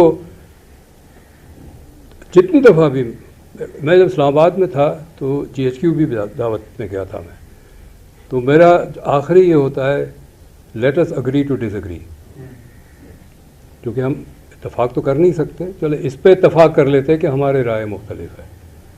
ये मैं कह के आता हूँ। कर्जे मिलते रहेंगे तो जहाज भी उड़ते रहेंगे। लेकिन जब आप सड़क पे आएंगे ना तो माफिया का मुकाबला कर सकते हैं। आप देखें अमेरिका में जो बाइडन ने नेतन्याहू के कान मरोड़े हैं ना, हाथ नहीं मरोड़े, सिर्फ कान मरोड़े हैं, इसलिए कि वहाँ की जो मुसलमान और अरब ख़ास तौर पे इंक्लूडिंग नॉन मुस्लिम अरब, उन्होंने अपना पावर शो किया। हम भी जब करेंगे तो ये माफिया पेपर टाइगर्स हैं, ये सामने नहीं खड़े हो सकते आवाम के। जो मेरे एज के लोग हैं ना, ये जानते हैं कि 1968 का जो मूवमेंट था अयूब खान के ख़िलाफ़, वो किसी लीडर ने नहीं चलाया, स्टूडेंट्स ने चलाया। 3-4 हफ्ते तक चलता रहा, फिर सियासतदान जो अपोजिशन के थे जागे और उसमें शामिल हुए, तो फिर वो ज़ाहिर है वो सियासतदान थे, उनकी आवाज़ में ज़्यादा वॉल्यूम था, तो वो फिर उनका मूवमेंट बन गया। लेकिन शुरू ऐसे हुआ कि स्टूडेंट्स वहाँ से आ रहे थे लंडी कोटल से, उस ज़माने में कोई भी चीज़ लाने की इजाज़त नहीं थी, वहाँ मार्केट थी स्मगल गुड्स की। तो एक बस में स्टूडेंट्स आ रहे थे रावलपिंडी पॉलिटेक्निक के, उनको कस्टम वालों ने रोका और वो थोड़ी बात कल कलामी हुई, थोड़ा हाथापाई भी हुआ, 1-2 गिरफ्तार हो गए। ये वापस आए और उन्होंने जुलूस निकाला। जब जुलूस निकाला तो लाठीचार्ज हो गया। वो दैट वाज द स्पार्क। सियासतदानों ने लीड नहीं किया, सियासतदान jumped in the bandwagon afterwards. Don't wait for a leader. देखिए IMF की बैंक है ना, आप एक कारोबार करते हैं, आप बैंक में जाके कहते हैं मुझे इतना का कर्जा चाहिए, वो कहेगा अच्छा अपनी ज़रा बजट तो दिखाए, आपका सेल कितना है, आपके असासे कितने हैं, आपके वाजिबुल अदा, आपने कहा ना वाजिबुल अदा कितना है। अगर कमज़ोर है तो कहेगा जी आपको तो हम नहीं दे सकते, आप ये चीज़ें ठीक कर दें तो फिर हम कर लेंगे। IMF भी ये करता है। IMF के पास आप जाते हैं, IMF कहता है कि अच्छा आपका जो बजट है इसमें ये कमज़ोरियाँ हैं, इसको ठीक कर दें। हम खुद ठीक नहीं करते, हम उन पे इंहिसार करते हैं कि वो बताएं कहाँ ठीक करें। और ये मैं बिल्कुल एक्सपीरियंस से बता रहा हूँ। यानी ये अल्फाज है एक फेडरल सेक्रेटरी के, उसको टास्क मिला था एक प्रोग्राम डिज़ाइन करने का। उसने कहा यार हम क्यों करते हैं ये, इस ग्रांट तो वापस नहीं करना होता ना। उसने कहा इस ग्रांट को लोन में कन्वर्ट कर दो, वो खुद ही लेके आ जाएंगे कि क्या करना है हमें। ये एक्चुअल केस बता रहा हूँ मैं आपको। तो ये क्या IMF अगर ना होता ना तो 1000% इन्फ्लेशन होता, क्योंकि हमारे हुक्मरान सिर्फ पैसे छाप के गुजारा करते। IMF का मसला नहीं है, मसला हमारा। हम गए IMF के पास, वो नहीं आए हमारा गर्दमान पकड़ के ये लोन लो, हम गए उनके पास। मैं इस तरह पेश करूं कि नेशनलाइजेशन ने पाकिस्तान को बचाया। मेरा ताल्लुक़ एक बिज़नेस कम्युनिटी से है और हम मैट्रिक में होते थे तो बातें होती थी, कहीं तकरीब हुए, कहीं मिले। तो एक ख़ानदान हमारी कम्युनिटी का था, तो उनके लोग भी होते थे। तो वहाँ बात हो रही थी, ये ढाका फॉल हो चुका था कि पाकिस्तान की मईशत अब बैठ जाएगी तो हमें बाहर जाना चाहिए, ये यहाँ पर कारखाने छोड़ के पैसे निकाल के ले जाना। उस वक्त दुबई नहीं था, वो रेगिस्तान था। तो ये सोचते थे कहाँ जाएं। सबसे बरतानिया से वाबस्तगी थी, तो उसकी बात हो रही थी। अगर ये चले जाते 22 ख़ानदान अपने बस सरमाया लेकर तो मईशत डूब जाती, लेकिन मईशत नहीं डूबी। और मेरा बहुत शुरू से एक सवाल मेरे जहन में था, क्योंकि जो डेटा में देखता था तो 1972-73 पहला साल है ढाका के फॉल होने का।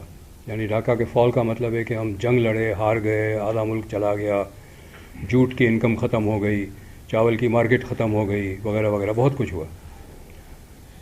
तो मईशत میں وہ نظر آنا چاہیے نا اعداد و شمار میں معیشت کو جو نقصان ہوا 72-73 فرسٹ ایئر آفٹر ایکسپورٹس بھی بڑھ گیا, گورنمنٹ کا ریونیو بھی بڑھ گیا. اور یہ میرے ذہن میں ہمیشہ سوال تھا کہ یہ کیسے ہو سکتا ہے کہ ایک ملک ٹوٹ گیا, جنگ ہار گئی اور ان کی معیشت بہتر ہو گئی. اس کا نتیجہ میں نکالا ہوں, کوئی مجھے اگر غلط سمجھتا ہے تو ہو سکتا ہے کہ یہ نیشنلائزیشن کی وجہ سے ہوا. سرمایہ باہر جانا تھا وہ روک دیا, یہی رہ گیا سب کچھ. اور وہ تمام انڈسٹریز جو نیشنلائز ہوئی وہ منافع دینے لگی. یہ ساری انڈسٹریز نقصان میں آئی ضیاء کے وقت میں, چونکہ ضیاء اسے استعمال کر رہا تھا ایز پولیٹیکل کرپشن. یہ نقصان میں پہلے دن سے نہیں تھی, یہ منافع دے رہی تھی, فائدہ مند تھی. بہت ساری انڈسٹریز تو فائدے کے لیے, پروفٹ کے لیے بنائی نہیں. اسٹیل مل فار ایگزامپل پروفٹ کے لیے نہیں بنایا گیا. اسٹیل مل کا فیزیبلٹی رپورٹ میں نے کام کیا, میں ایم اے میں تھا یہاں کراچی یونیورسٹی میں, میرا ٹرم پیپر تھا اس کے اوپر کلاس کا. پورے فیزیبلٹی میں کہیں نہیں لکھا ہے کہ یہ منافع کمائے گی. یہ تو ایک اسٹریٹجک انڈسٹری ہے, سبسیڈائز اسٹیل پرووائڈ کرے گی معیشت کو, یہ پرپس تھا اس کا. بعد میں آپ کہتے ہیں کہ نہیں جی منافع نہیں کما رہی ہے, اس کو پرائیویٹائز کرو.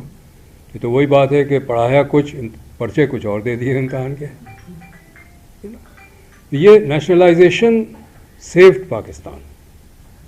نہیں, محبوب الحق نے یہ نہیں کہا دولت سمیت ہے کہ محبوب الحق نے صرف شناخت کی تھی کہ یہ 22 خاندان ہے, اور وہ بھی شناخت بہت صحیح نہیں تھی. اس نے کہا جی 80% بینک کریڈٹ جو ہے یہ 22 خاندان لیتے ہیں.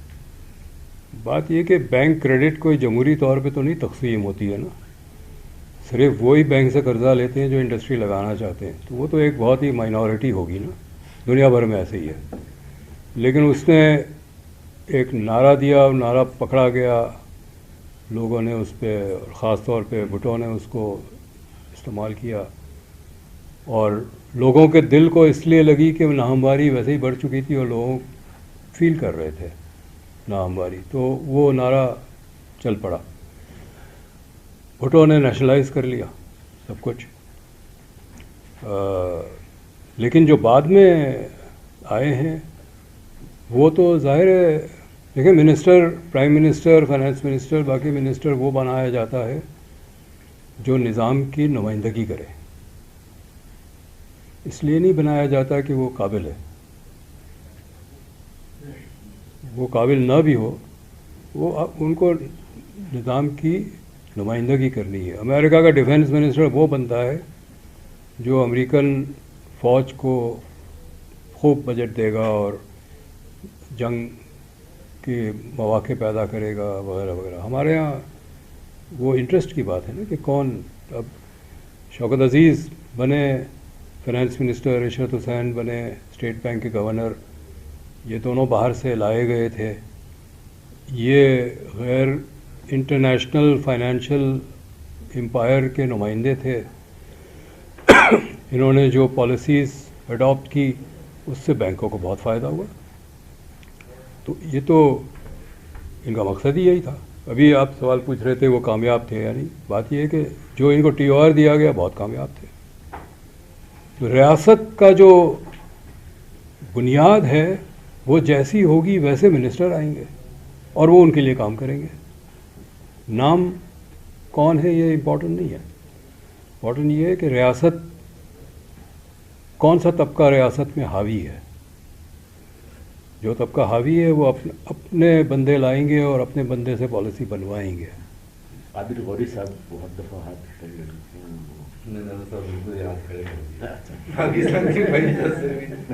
یہ ہاتھ کھڑے نہ کریں, یہاں سے یہ عزم کر کے جائیں کہ مجھے کچھ اس طرح لگتا ہے کہ تمام چیزیں بائی ڈیزائن کی گئی پاکستان میں, کسی باہر کا سرمایہ نہ آئے اسے روکنے کے لیے کہ سارے سرمایہ ہم ہی لگائیں, ہم ہی کمائیں. یہ میں کو انٹرپٹ کروں گا کہ یہ ہم سوچنا چھوڑ دیں کہ چیزیں بائی ڈیزائن ہوئی ہے اور کوئی کانسپریسی ہے ہمارے خلاف. بات یہ کہ جو طبقہ حکمران ہے وہ اپنے مفاد کے لیے چیزیں کرتا ہے, اس کے ڈیزائن میں بھی کوئی لانگ ٹرم پلان نہیں ہے. وہ کہتا ہے جی اگلے 3 مہینے میں پروفٹ کما لو, بعد میں دیکھا جائے گا. تو یہ ڈیزائن ویزائن نہیں ہے.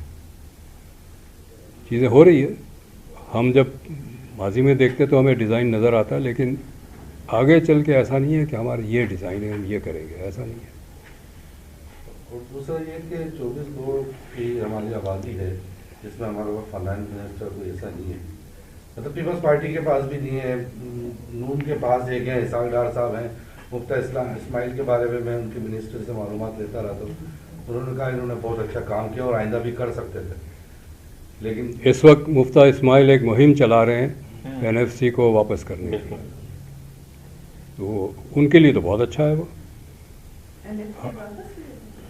جی یہ پوری ایک مہم چل رہی ہے کہ صوبوں کو زیادہ پیسے دے دیے، صوبے وہ ہے۔ سوال یہ ہے کہ ہمارے پاس منسٹر نہیں ہے فائنانس کا، ہمیں باہر سے آپ ایک نوبل پرائز ونر کو بنا دیں منسٹر، وہ کچھ نہیں کر سکتا اگر حکومت نہیں چاہے گی، اور جو حکمراں طبقہ ہے جہاں سے آکسیجن ملتا ہے حکومت کو، وہ اگر نہیں چاہتی کچھ نہیں ہوگا۔ تو وہ اصل مسئلہ یہ نہیں ہے کہ شکل کس کی ہے، ایریلیونٹ ہے۔ اکتوبر 99 میں 5 دن کے لیے بنگلہ دیش گیا تھا، ایک کسی NGO کا سیمینار تھا، تو اس وقت حسینہ واجد پرائم منسٹر تھی، اور اس کے کیبنٹ سیکرٹری جو تھے وہ میرے کلاس فیلو تھے، فرید نام تھا، آئی ڈونٹ نو خورشید آپ کو نہیں، آپ کی ملاقات تو ہوئی ہوگی لیکن آپ کو یاد شاید نہ ہو، شاہ فرید، بنگالی تھا، میرے کلاس میں تھا وہ کیبنٹ سیکرٹری تھا اس وقت۔ تو جب سنڈے کو پہنچا میں نے اس کو فون کیا، اس نے کہا تھرسڈے سے پہلے نہیں مل سکتے، میں نے کہا مصروف ہوگا، ٹھیک ہے، میری سیٹرڈے واپسی تھی، تو تھرسڈے کو جب ملاقات ہوئی تو اس نے کہا the reason I did not meet you because every Wednesday planning commission کی میٹنگ ہوتی ہے اور پرائم منسٹر چیئر کرتی ہے، کہتے 9 بجے شروع ہوتی ہے، کبھی کبھی رات کے 2 بج جاتے ہیں، ہر اسکیم کو وزٹ کرتی ہے، کہتی ہے اچھا اس پہ کیا پروگریس ہے، اس میں اگر کوئی رکاوٹ ہے تو اس کو ڈسکس کریں، اگر کوئی کہیں اور ڈسٹرکٹ میں وہ اسکیم ہے اور رکاوٹ ہے، کہتا اچھا اس DC کو ملاؤ، بات کراؤ میری۔ This is how development takes place. جی فوج نہیں ہے، وہ خوش قسمتی سے انڈیا نے ان کی فوج کو کمزور کر دیا ہے، تو اب وہ نہیں ہو سکتا۔ جس طرح EU کی وجہ سے ترکی کی فوج کمزور کر دی گئی ہے، تو وہ EU میں جمہوریت چل رہی ہے، ایک زمانے میں فوج بڑی پاورفل تھی ترکی میں، بنگلہ دیش میں بھی فوجی حکومت رہی ہے، جنرل ارشاد جو ہے، جنرل ضیاء جو ہے، لیکن اب نہیں ہو سکتا۔ بالکل صحیح ہے، خطرات ہمیں 2030 کا کیوں انتظار کریں، ہم دیکھ رہے ہیں ابھی کچھ ہوتے ہوئے۔ پچھلے سال کراچی میں 2 دن مستقل بارش ہوئی، یہ کراچی کی تاریخ میں کبھی نہیں ہوا۔ اگر جہاں بارش ہو رہی تھی وہاں کوئی بارش نہیں ہو رہی ہے، وقت سے پہلے ہو جاتی ہے، فصل خراب ہو جاتی ہے۔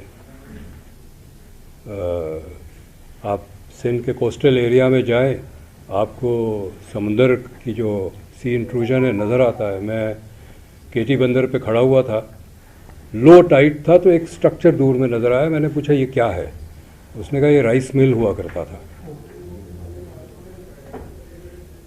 لو ٹائٹ میں اس کے کچھ سٹرکچر نظر آتا، ہائی ٹائٹ میں تو نظر ہی نہیں آتا نا، یہ آپ کو نظر آتا ہے۔ منگلہ ڈیم ایسے ہی گھومنے گئے ہوئے تھے، وہاں فیملی تھی، سندھی تھی، مشیروں کی، تو میں نے اس سے پوچھا یار تم کیا کر رہے ہو؟ کہتا جی وہ ان کی زمین کوٹری سے بلو تھی وہاں، اس نے کہا جب وہاں مچھلی نہیں ہوتی، پانی نہیں ہوتا، مچھلی نہیں ہوتی، تو ہم تو مچھیرے ہیں، ہمیں اور کوئی کام آتا نہیں ہے، تو یہ منگلہ کا ٹھیکیدار نے ہمیں رکھ لیا کہ یہاں مچھلی پکڑو۔ تو یہ کلائمیٹ چینج ہم دیکھ رہے ہیں، ہوتا رہا ہے، اور خورشید صحیح کہہ رہے ہیں، اس کے اور بھی ہوگا، ہمیں اور ایڈجسٹمنٹس بہت جلدی کرنی پڑے گی، کیونکہ ہمیں پتہ نہیں ہے کیا چینج ہوگا، یہ نہیں پتہ کیا ہوگا، تو جیسے جیسے چینجز ہوتی ہیں ہمیں اڈیپٹ کرنا پڑے گا۔ تو حکومت کو بڑا الرٹ ہونا ہے، سائنٹیفک نالج کا استعمال کرنا ہے۔ وہ سائنٹیفک نالج استعمال کرنے کا تو رواج ہی نہیں ہے نا، وہ سیاستدان اور بیوروکریٹ سب سمجھتے ہیں کہ ہمیں پتہ ہے کیا کرنا ہے، وہ تو کسی کو سننے کو تیار نہیں. تو یہ خطرہ واقعی بہت سنگین ہے، اور کیا ہوگا پتہ نہیں. ہمیں تو ہماری عادت یہ کہ جب سیلاب پہنچتا ہے دروازے پہ تب ہم سوچتے ہیں کہ اب کیا کریں، حالانکہ کچھ اثرات تو سیلاب کے پتہ ہوتے ہیں کہ کیا ہونا ہے. آپ اگر پانی کے راستے میں گھر بنائیں گے تو گھر تو ڈوبے گا، پھر بھی بناتے. نوکریوں سے لوگ نکالے جائیں گے، بلکہ آپ کی کمیٹی بننے سے پہلے ہی کوششیں شروع ہو گئیں. ہائر ایجوکیشن میں 76 لوگ کانٹریکٹ میں تھے، ان کو آگے کر کے کوئی 36 ویکینسیاں بھی نکالی ہیں. تو اس طرح سے اور بھی جو کانٹریکٹ سے ملازمین ہیں ان پہ بھی وہ بھی نشانے میں آ سکتے ہیں، کیونکہ وہ تو ان کی تو عمریں بھی نکل گئی کہ وہ اپلائی کریں جا کے. اس کمیٹی کا وہ نوکریوں سے کوئی تعلق نہیں ہے، لیکن یہ جو کانٹریکٹ سے جو نکالے جاتے ہیں آج تو نہیں نکالے جاتے ہیں، تو پچھلے 40 سال سے ہم دیکھ رہے ہیں. میرا بہت کلوز پائلر کے ساتھ کام کرنے کا ہے. پائلر ایک لیبر کا ادارہ ہے، تو ہر روز ایک کیس آتا تھا کہ نکال دیا ہمیں، کر دیا. پرانا ہے، جب سے لیبر لاز اور لیبر پروٹیکشن کو کمزور کیا گیا ہے، یونینز توڑی گئی ہے. یہ تو اور کسی کو لیٹر آف اپوائنٹمنٹ تو دیتے ہی نہیں ہے، تو وہ کس کو جا کے کہے گا مجھے نکال دیا. وہ مالک کہتا ہم نے تو رکھا ہی نہیں تھا اس کو. اگر اس کا مشین پہ ہاتھ کٹ گیا اس کو نکال دیتے ہیں، تو کہتے جی مجھے یہ کچھ دیں. تو ہم کیوں دیں، تم کون ہو؟ ہمارے مشین پہ تو نہیں کٹا ہے، کہیں اور کٹوا کے آئے ہو گے.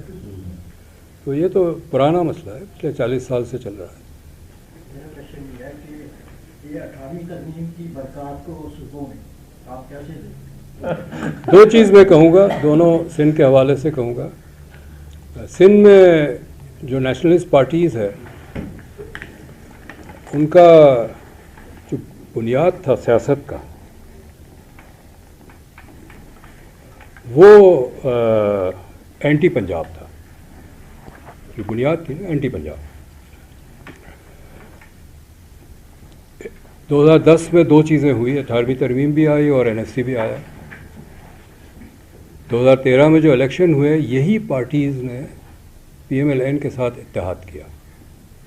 جو PMLN جو پنجاب کی پارٹی سمجھی جاتی ہے. 18ویں ترمیم اور 7th NSC نے سندھ کے اندر جو علیحدگی پسند رجحان تھا وہ ختم کر دیا، کلڈ اٹ. دوسرا یہ ہے کہ کچھ شعبے ایسے ہیں سندھ میں جس میں 18ویں ترمیم کے بعد بہت زیادہ ترقی ہوئی، اور ایک شعبہ صحت کا ہے. NICVD یہ ڈیوالو ہو گیا. اب 3 اور NICVD صوبے میں کھل گئے ہیں، اور کراچی میں یہ جو فلائی اوور ہے اس کے پیچھے ایک وہ کنٹینر رکھا ہوتا ہے کہ آپ کو اگر ہارٹ کا پرابلم ہے تو NICVD پہنچتے پہنچتے ٹریفک جیم ہوتا ہے، آپ فوت ہو سکتے ہیں. تو جگہ جگہ وہ ہے، وہاں آپ کو فرسٹ ایڈ مل جائے گی فوراً، بعد میں وہ لے جائیں گے آپ کو لے جانا ہوا تو.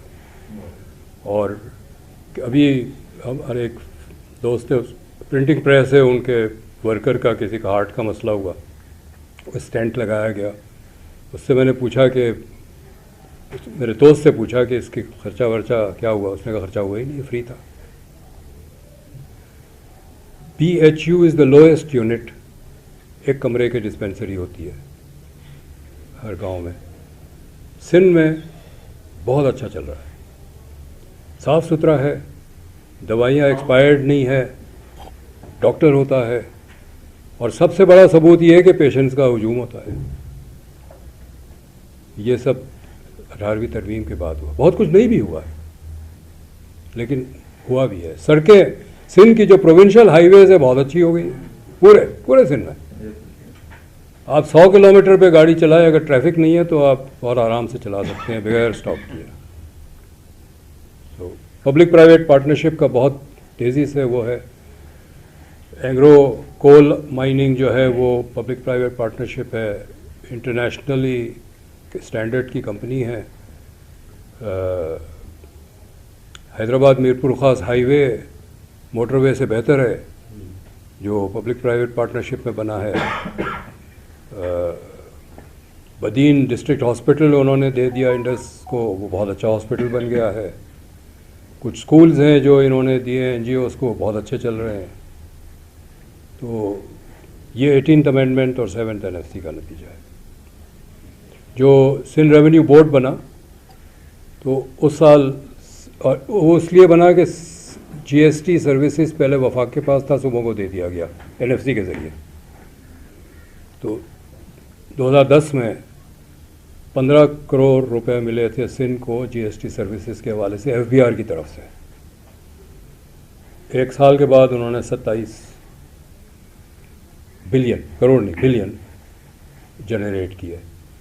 अब 200 बिलियन क्रॉस कर चुका है। और बलूचिस्तान ने भी की। बलूचिस्तान को 2010 में 700 मिलियन मिले थे, आज 2.5 बिलियन उनका रेवेन्यू है। तो सूबों ने किया ना, ये ज़रूर फ़ायदा हुआ है। सबसे बड़ा फ़ायदा ये है कि कम से कम सिंध में जो अलहदगी पसंद फीलिंग थी वो ख़त्म हो गई। मेरे ख्याल में तमाम दोस्त सवाल कर चुके हैं। मैं बहुत शुक्रिया अदा करता हूँ डॉक्टर कैसर बंगाली साहब का कि कोई 2 घंटे से ज़ायद का टाइम उन्होंने हमको दिया और बहुत ही खूबसूरत नशिस्त आज की सवाल और जवाब के हवाले से रही। उनके कीमती वक्त का बहुत शुक्रिया। आखिर में सदारत के लिए डॉक्टर नाजिर महबूब से बहुत अच्छे सवाल थे, बड़ी अच्छी डिस्कशन रही। इसलिए मैंने कहा था कि पहले मैं कुछ नहीं कहता, सवाल से शुरू करते हैं। तो thank you for all the questions. जी, असल में इतनी अच्छी गुफ्तगू हुई है और सवालात जैसे आपने कहा कि बहुत अच्छे थे। मैं मुख्तसरन कुछ टेक अवेज जो आज की गुफ्तगू में है, यानी इनकी गुफ्तगू की सबसे अच्छी बात ये थी कि इन्होंने कुछ मुगालते, कुछ गलत फहमियाँ हमारी दूर की हैं। तो पहले तो मैं उन चीज़ों पर थोड़ी सी बात करूंगा कि वो क्या गलत फहमियाँ दूर हमें करनी चाहिए और वो टेक अवे हमें लेकर जाना चाहिए, और उसके बाद कुछ मैं अपनी 1-2 गुजारिशात करूंगा। तो सब एक बात जो मैंने इनसे सीखी और जो हमें याद रखनी चाहिए वो ये है कि इन्होंने बहुत वाज़ेह तौर पे कहा कि हर मुल्क का अपना मॉडल होगा। तो ये बहुत ही अहम बात है, यानी हमें आइडियलाइज नहीं करना चाहिए। जो हमारे यहाँ कहा जाता है ना कि भाई या तो सोशलिज्म आइडियल है या कैपिटलिज्म आइडियल है, तो फिर हम उस गुफ्तगू में चले जाते हैं कि अगर सोशलिज्म आइडियल है तो कौन सा सोवियत मॉडल आइडियल था, अगर वो आइडियल था तो वो फेल क्यों हो गया, क्या चीन का सोशलिस्ट मॉडल आइडियल है, अगर वो आइडियल है तो उसमें कंपटीशन कैसे हो रहा है, क्योंकि सोवियत यूनियन के सोशलिस्ट मॉडल में तो वो कंपटीशन था नहीं। इसी तरह अगर हम कैपिटलिज्म को आइडियलाइज करें तो उसमें भी यही मसला होता है कि कौन से कैपिटलिज्म की बात कर रहे हैं, क्या अमेरिका जैसा कैपिटलिज्म चाहिए आपको, कट थ्रोट कैपिटलिज्म चाहिए। तो ये बड़ी अहम बात जहन में रखने की है कि माशरे को समझते हुए हमें हर मुल्क के अपने ख़ास जो मारूजी हालात हैं, जो ऑब्जेक्टिव कंडीशंस हैं, उसके मुताबिक अपना मॉडल हमें डेवलप करना होता है। और दूसरी बात इन्होंने ये क्लेरिफाई की कि न सिर्फ हमें कोई एक निज़ाम आइडियलाइज करके उसको थोपने की कोशिश नहीं करनी चाहिए, इसी तरह हमें मुल्कों को भी आइडियलाइज नहीं करना चाहिए, जिसमें इन्होंने इंडिया का बहुत वाज़ेह तौर पे जिक्र किया। और ये बिल्कुल इसमें सदाकत है। मैं खुद भी इंडिया खासा मेरा आना जाना रहा है, यानी इंडिया में आप तो महबूब आप तो खासा अरसा में आ रहे हैं, आप भी इस बात को यानी तस्दीक करेंगे कि वहाँ पर जितने लोग सड़कों पर सोते हैं आप वो उसका तसव्वुर नहीं कर सकते। आप दिल्ली जैसे यानी जो कैपिटल है, कैपिटल में आप निकल जाएं, बॉम्बे में चले जाएं, आप बॉम्बे की ज़्यादातर सड़कों पे आप यकीन करें, आप इसको टेस्टिफाई करेंगे कि सोने की जगह बिकती है। यानी ये सोने की ये जो साइकिल, दिल्ली में अगर कोई साइकिल रिक्शा चला रहा है और हाँ, तो साइकिल रिक्शा जो चला रहा है तो उसकी वो जगह है कि वो लाल किले के सामने या चांदनी चौक पे या जहाँ कहीं भी जाके उसको सोना है, वो जगह उसकी है, वहाँ कोई और नहीं सो सकता, इतनी सी जगह जी। आज भी ऐसी है कमोबेश, बल्कि चूंकि आबादी बड़ी, अब तो 1.5 अरब की आबादी है, तो आबादी यहीं गुर्बत जो है वो वहाँ अभी भी उस तरह की गुर्बत जितनी वहाँ है। यानी देखें ना कि अब वो इवन साइकिल रिक्शा जो चलाना है, मैं जब पहली मरतबा इंडिया गया, पहली मरतबा मैं 84 में गया था, मैं 20 साल का था, उसके बाद कई दफ़ा गया, तो मुझे तो एक शौक लगा। मैं तो कोई दिन तो साइकिल रिक्शा में बैठा नहीं कि यार ये इतना इनह्यूमन चीज़ है कि भावलपुर में थे, ख़त्म हो गए, भावलपुर में थे ख़त्म हो गए बहुत अर्सा पहले। भावलपुर में काफ़ी देर तक चलते रहे, लेकिन वो भी अब ख़त्म हो चुके हैं। तो खैर बात यह है, जो मैं टेक अवे की बात कर रहा था, तो टेक अवे ये है कि जब हम इंडिया की बात करें या किसी और मुल्क की बात करें तो उसको हमें एक मीडिया जो है वो बड़ी एक पार्शल किस्म की तस्वीर हमारे सामने, जुज़वी तस्वीर पेश करता है। ہمیں مختلف ذرائع سے پڑھ کر، ان جیسے لوگوں سے سن کر ہمیں خود اپنی تفہیم، اپنی انڈرسٹینڈنگ کو بہتر بنانا چاہیے، اور یہ نہیں کرنا چاہیے جیسے ابھی آج کل ایک ویڈیو سرکولیٹ کر رہی ہے کہ جی انڈیا میں دیکھیں وہ امبانی اور وہ فلاں جو ہیں وہ اتنے بنا رہی ہے، پاکستان میں جو ہے وہ جو نفیس صاحب نے سوال اٹھایا تو انہوں نے یہ کلیریفائی کیا اور اس پر کہ بھٹو کی جو بارے میں جو ایک جو ملائن کیا جاتا ہے، جو تہمت لگائی جاتی ہے بھٹو کو، بھٹو کی بے شمار غلطیاں، ہم خود بھٹو کو بہت کرٹیسائز کرتے ہیں، بہت سی ایسی چیزیں ہیں جو اس کو نہیں کرنی چاہیے تھی، اپوزیشن کو کرش کیا، نیب پہ پابندی لگائی، لیفٹ کے لوگوں کو مارا، سیکولر لوگوں کو، وہ ساری اپنی جگہ پر، لیکن جو اس کی اچھی باتیں تھیں اس کو اپریشیٹ کرنا بہرحال چاہیے، اور یہ بات ان کی بالکل ٹھیک ہے۔ اس کی تصدیق اگر آپ مزید چاہتے ہیں تو اکبر زیدی کی کتاب ہے ایشوز ان پاکستان اکانومی، وہ بہت اچھی کتاب ہے، ایشوز ان پاکستان اکانومی، بلکہ میں تو آپ سے بھی کہوں گا آپ بھی کوئی اس طرح کی ٹیکسٹ بک لکھیں گے جو لوگوں کے لیے کام آئیں۔ اس کتاب میں پورا ایک چیپٹر ہے، انہوں نے بہت تفصیل سے اس پر گفتگو کی ہے اور سمجھایا ہے کہ بھٹو کا جو 5-5.5 سال کا پیریڈ تھا وہ معاشی طور پہ اتنا تباہ کن نہیں تھا جس کو بعد میں کالم نگاروں کے ذریعے اور اب ویڈیو یوٹیوب کے ذریعے ویڈیو بنا کر جو سرکولیٹ کی جاتی ہیں، یعنی یہ ٹرینڈ یہ چل گیا ہے پاکستان میں کہ بھٹو کے 5 سالہ دور کو نکال کر ساری چیزیں اس پر تھوپنے کی کوشش کی جاتی ہیں کہ اگر وہ نہ ہوتا، میں کبھی ٹی وی چینلز پہ میرا جانا ہوتا ہے اور جو وہاں میرے ساتھ بیٹھے ہوتے ہیں کیونکہ پیٹرن یہی ہوتا ہے، کوئی ایک ریٹائرڈ بیوروکریٹ ہوتا ہے یا ریٹائرڈ کوئی فوجی ہوتا ہے بیٹھا ہوا، اور وہ پھر کے بات یہیں پہ آتی ہے بھٹو نے یہ نہ کیا ہوتا، میں کہتا ہوں یار بخش دو اس کو، مر کے 50 سال ہو گئے، 45 سال ہو گئے، 5 سال کا اس کا پیریڈ تھا، اس کے بعد آپ نے کیا جھک ماری؟ تو وہ اس چیز سے ہمیں بچنا چاہیے۔ تو یہ میرا ٹیک اوے ہے اور ہم سب کا ٹیک اوے ہونا چاہیے کہ جو سارا پورا تھوپ دیا جاتا ہے بھٹو کے اوپر، یہ رویہ ٹھیک نہیں ہے۔ بھٹو کی نیشنلائزیشن کی پالیسی، میں آپ کو یاد دلا دوں کہ وہی پیریڈ تھا کہ اندرا گاندھی نے بھی تقریباً اسی پیریڈ میں جب بھٹو نے نیشنلائز کیا، اندرا گاندھی کا بھی جو میسو انڈسٹرلائزیشن تھا وہ 72 اور 73 کا ہے، اور اس کے بعد مزید اس کو آگے بڑھایا اس نے ایمرجنسی کے دور میں، لیکن 70s کا میسو انڈسٹرلائزیشن ہے جو اندرا گاندھی نے کیا۔ تو اس طرح سے صرف انڈسٹرلائزیشن، دوسرا بھٹو کی جو نیشنلائزیشن، جی تو جو اچھا دوسری بات جس پہ ابھی ذکر نہیں ہوا لیکن میں وہ کرنا چاہوں گا کہ بھٹو کا جو تعلیمی اداروں کو جو قومی ملکیت میں لینے کا جو پروگرام تھا اس کو بھی بڑا ملائن کیا جاتا ہے، لیکن آپ دیکھیں تو بعد میں جو عمران خان نے جو ڈھکوسلا چلایا کہ یکساں تعلیمی نظام، جو کہ وہ ڈھکوسلا میں اس لیے کہہ رہا ہوں کہ وہ یکساں تعلیمی نظام کا مطلب یہ ہوتا ہے کہ آپ طبقاتی طور پر تعلیمی نظام میں فرق نہ ہو، یہ بڑا اہم ہے کسی ملک کے لیے کہ طبقاتی طور پر فرق نہ ہو اور سب کو یکساں مواقع ملے۔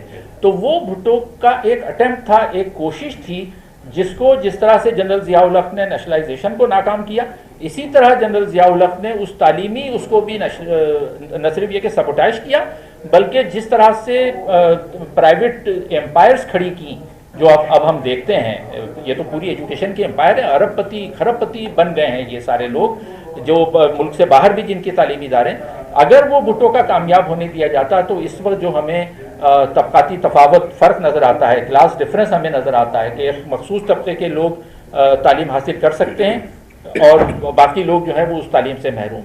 تو یہ ایک میرے خیال میں یہ بھی ایک میجر ہمارا آج کا ٹیک اوے ہے جو ہمیں یاد رکھنا چاہیے۔ تو یہ تو ان کی باتیں تھیں۔ 2-3 باتیں میں اپنی طرف سے ایڈ کرنا چاہوں گا کہ جب ہم معیشت پہ بات کرتے ہیں، پاکستان کی موجودہ معیشت پہ بات کریں تو اس کی دو تین پہلو ہیں۔ ایک تو اس کا خالصتاً معاشی پہلو ہے جس پہ ابھی ہم نے بات کی، اس کے ساتھ کم از کم 2 اور پہلوؤں پر ہمیں نظر رکھنی چاہیے، ایک اس کا سیاسی پہلو ہے اور ایک اس کا سماجی پہلو ہے، یعنی معیشت کو ان دونوں پہلوؤں سے الگ کر کے ہم بہتر نہیں کر سکتے۔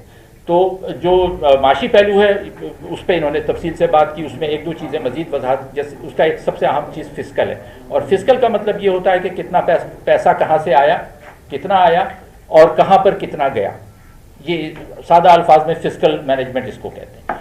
تو ہمارے ہاں مسئلہ یہی ہے کہ ہمارے ہاں جو پیسہ آ رہا ہے وہ جو ٹیکس کی مدوں میں پیسہ آتا ہے وہ آج کا سیلریڈ کلاس جو ہے وہ پسا ہوا ہے، سب سے زیادہ اسی سے کھینچا جاتا ہے، یعنی ایٹ سورس ہم جو بھی کام کرتے ہیں ایٹ سورس ہمارا ٹیٹیٹ کر لیا جاتا ہے، جو وہ سب سے زیادہ ٹیکس جو ہے وہ چوری کرتا ہے، وہ دیتا نہیں ہے۔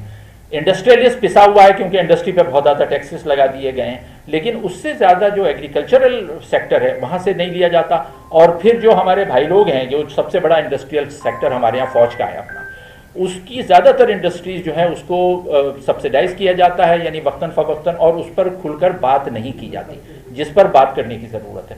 تو یہ سوال ہمیں اٹھانا چاہیے کہ جب ہم معیشت کو بہتر کرنے کی بات کرتے ہیں تو ہمیں یہ سوال پوچھنے چاہیے کہ جو ہمارا پیسہ آ رہا ہے وہ کہاں سے آ رہا ہے اور کہاں سے نہیں آ رہا، اور جہاں جا رہا ہے یعنی جو سب سے بڑا چنک ہمارا قرضوں میں اور دفاع کے نام پر جو کھا لیا جاتا ہے، اس کی اکاؤنٹیبلٹی جب تک نہیں ہوگی، جس کی کوشش کی جاتی ہے. یہ آواز اٹھاتے ہیں، ہم لکھتے ہیں. فرت اللہ بابر نے 2-3 مرتبہ اٹھانے کی کوشش کی تو اب ان سے باقاعدہ کہا گیا کہ بھئی آپ اس کو بار بار پارلیمنٹ میں نہ اٹھائیں. لیکن جب تک ان بنیادی سوالوں پہ بات نہیں ہوگی معیشت کو ہم بہتر نہیں کر سکتے. تو یہ تو اس کا معاشی پہلو. اچھا، پولیٹیکل پہلو جو اس کا ہے، میں سمجھتا ہوں کہ سیاسی مینجمنٹ میں 4 وزارتیں سب سے اہم ہیں، جس پہ میں نے لکھا بھی ہے. جب تک کہ ان کو ٹھیک نہیں کیا جائے، ایک تو یہی ظاہر وزارت خزانہ ہے، لیکن اس سے بھی زیادہ اہم جو ہے جس کا بظاہر تعلق نہیں لگتا لیکن تعلق ہے، اور وہ ہے وزارت خارجہ. وزارت خارجہ کی بات میں اس لیے کر رہا ہوں کہ خارجہ تعلقات آپ کے دوسرے ملکوں سے کیسے ہیں، اس کا براہ راست اثر پڑتا ہے آپ کی وزارت دفاع پر. اگر آپ کے پڑوسیوں سے تعلقات بہتر ہوں تو دفاع کے نام پہ جو ہمیں اتنا پیسہ خرچ کرنا پڑ رہا ہے وہ ہمارا اتنا بڑا ایکسپینس وہاں پر نہیں ہو. تو جب تک ہم اپنی خارجہ پالیسی کو بہتر نہیں کریں گے، اور خارجہ پالیسی میں ڈراسٹک تبدیلیوں کی ضرورت ہے. ہماری افغان پالیسی فیل ہو چکی ہے، 40 سال سے فیل ہو رہی ہے، ہم مانتے نہیں ہیں. ہماری انڈیا پالیسی مسلسل فیل ہو رہی ہے، ہم مانتے نہیں ہیں. ایران سے تعلقات ہمارے خراب ہیں، مسلسل خراب چلے جا رہے ہیں، وہ ہم مانتے نہیں ہیں. وہ آج کل ایک وہ چل رہا تھا، میم ایک چل رہی تھی کہ وہ رضیہ گنڈوں میں پھنس گئی، تو پاکستان کو بتایا تھا رضیہ، اور ایران گنڈا ہے، انڈیا گنڈا ہے، افغانستان گنڈا ہے، اور بیچ میں رضیہ ہے پاکستان جو کہ پھنس گیا ہے. تو جب تک یہ ہماری اپروچ نہیں دور ہوگی کہ باقی سارے گنڈے ہیں اور ہم گنڈوں میں پھنس گئے، اور اس کی تبدیلی کے لیے وزارت خارجہ کا سویلین کنٹرول بہت ضروری ہے. اس کو فوج کے تسلط سے آزاد کرانا ہوگا. اگر وہ آزاد نہیں ہوگی تو جو ڈراسٹک فیصلے بے نظیر لینا چاہتی تھی، بے نظیر نے 88 میں آپ کو یاد دلا دوں، مجھے ڈسٹنکٹلی یاد ہے، آپ لوگوں کو بھی یاد ہوگا، جب 88 میں پہلی بے نظیر کی گورنمنٹ آئی تھی ڈسمبر 88 میں، تو اس کو 1 مہینے بعد ہی یہاں سارک کانفرنس ہو گئی تھی. اس میں راجیو گاندھی تھے، وہ آئے تھے، اور اس وقت جو ہے وہ پورے میڈیا میں، رائٹسٹ میڈیا جو کہ بھائی لوگ کنٹرول کرتے ہیں، پوری ایک مہم چلائی گئی تھی راجیو گاندھی کے خلاف، اور کہا گیا تھا کہ یہ سارک کانفرنس نہیں ہے، یہ شارک کانفرنس ہے، یہ پاکستان کو کھا جائے گی، اور بے نظیر بھٹو جو ہے وہ پاکستان کا سودا کرنے جا رہی ہے، بیچنے جا رہی ہے. اور وہ بیچاری کچھ نہیں کر سکی اس کو، یعنی اس نے اٹیمپٹ کیا. نواز شریف کی کوششیں ہمارے سامنے ہیں، واجپئی آئے، مودی آئے، آخری اٹیمپٹ تو مودی کا ہوا، لیکن جب بھی یہ کوششیں کی گئی اس کو ڈیلیبریٹلی سبوٹیج کیا گیا. تو اس کا میرے خیال میں براہ راست ہماری معیشت سے تعلق بنتا ہے. جب تک ہم اس پہ بات نہیں کریں گے، ان چیزوں کو ٹھیک کیے بغیر ہماری معیشت ٹھیک نہیں ہوتی. تو ایک وزارت خارجہ، دوسرا ہے وزارت داخلہ. وزارت داخلہ بھی ہمارے بھائی لوگوں کی کنٹرول میں رہتی ہے. کیوں کنٹرول میں رہتی ہے؟ آپ دیکھ لیں جو بھی آتے ہیں، چاہے وہ ریٹائرڈ بریگیڈیئر ابھی جو تھا اعجاز شاہ، جو کہ براہ راست شامل تھا، جس نے جب بے نظیر کی شہادت ہوئی ہے، اس بے نظیر کو مارا گیا، تو وہ اس وقت وزیر داخلہ تھا، اور اس نے جو ہے وہ ود ان آورس وہ پورا جائے بخوا دھلوا دیا تھا، اور وہ بھیج کے ٹینکر سارے شواہد مٹا دیے، کیا کر دیے. تو یہ اچھا، اس وقت جو وزیر داخلہ بنایا گیا یہ کہاں سے آ گیا بھائی؟ محسن بیگ، محسن نقوی، خاص ان کا آدمی لا کے بٹھا دیا اوپر سے سر پہ. اور ایک کے بعد ایک آپ پورے وزیر داخلہ کی ایک پوری لسٹ آپ دیکھ لیں. سب سے طویل عرصے محمود ہارون رہا جنرل ضیاء الحق کے دور میں وزیر داخلہ، وہ خاص بھائی لوگوں کا آدمی، جو لائن وہاں سے آتی تھی وہ چلانا. تو وزارت داخلہ پہ سویلین کنٹرول اس لیے ضروری ہے کہ آپ جو ملکی سطح پر اندرونی آپ ہمانگی کی بات کرتے ہیں، یعنی آپ بلوچستان کا مسئلہ حل کرنا ہے تو وہ وزارت داخلہ کے کنٹرول میں ہونا چاہیے. وہاں فوج کا اثر کم کر کے سویلین بالادستی ہونی چاہیے. اس پر پیپلز پارٹی نے کوشش کی، آغاز حقوق بلوچستان پروگرام بنایا، اس کو سبوٹاج کیا گیا. پھر نواز شریف صاحب آئے، انہوں نے کوشش کی کہ بھئی مل جل کے، مالک کو نہیں بننا تھا، مالک کی اکثریت نہیں تھی، لیکن مالک کو وزیر اعلیٰ بنایا بلوچستان کا، یعنی کوشش ڈیلیبریٹلی کوشش کی گئی. لیکن یہ ساری جو کوششیں ہوتی ہیں ان سب کو سبوٹاج کیا جاتا ہے. تو یہ جب تک کہ اس طرح سے سبوٹاج کرنے کی کوششیں بند نہیں ہوں گی کہ خارجہ پالیسی کو سبوٹاج کرو، داخلہ پالیسی کو سبوٹاج کرو، جو سویلین کوششیں ہوتی ہیں، اچھا جو جمہوری نظام ہے اس کو سبوٹاج کرو، جہاں لگتا ہے کہ کچھ چیزیں بہتری کی طرف جاتی ہیں اس میں کہیں نہ کہیں ہاتھ ہمیں بھائی لوگوں کا نظر آتا ہے جو اس کو سبوٹاج کرنے کی کوشش کرتے ہیں۔ تو اب وقت آیا ہے کہ ان چیزوں پر کھل کر بات کی جائے۔ کچھ لوگ ہیں ہمارے ہاں، جیسے قیصر بنگالی صاحب بات کرتے ہیں، جیسے میں نے کہا کہ حفیظ پاشا صاحب سے ایک دو دفعہ ملاقات ہوئی، بات ہوئی، وہ بہت کھل کے اب اوپن اس پہ بولنے لگے ہیں۔ اس پر مزید لکھنے کی ضرورت ہے، اور اس سب کے لیے ضروری ہے کہ ہمارا میڈیا آزاد ہو، میڈیا میں لکھا جائے۔ ہم کوئی بھی چیز لکھتے ہیں وہ سنسر ہو جاتی ہے، سیلف سنسرشپ کرنا پڑتا ہے، لیکن اب وہ دور نہیں ہے کہ آپ سوشل میڈیا کے دور میں اس طرح سے چیزوں کو دبا سکیں۔ تو میری آخر میں گزارش یہی ہے کہ ہمیں یہ جو ٹیک اویز آج ہمیں ملے ہیں ان کے توسط سے، یہ ہمیں یاد رکھنے چاہیے، ان پر ہمیں مزید پڑھنے کی ضرورت ہے، ایک براڈر ہمیں پکچر معاشرتی تفہیم کی سماج کو سمجھنے کے لیے بنانی چاہیے۔ آپ کا بہت بہت شکریہ کہ آپ یہاں تشریف لائے اور ہماری معلومات میں اضافہ کیا۔ Thank you very much.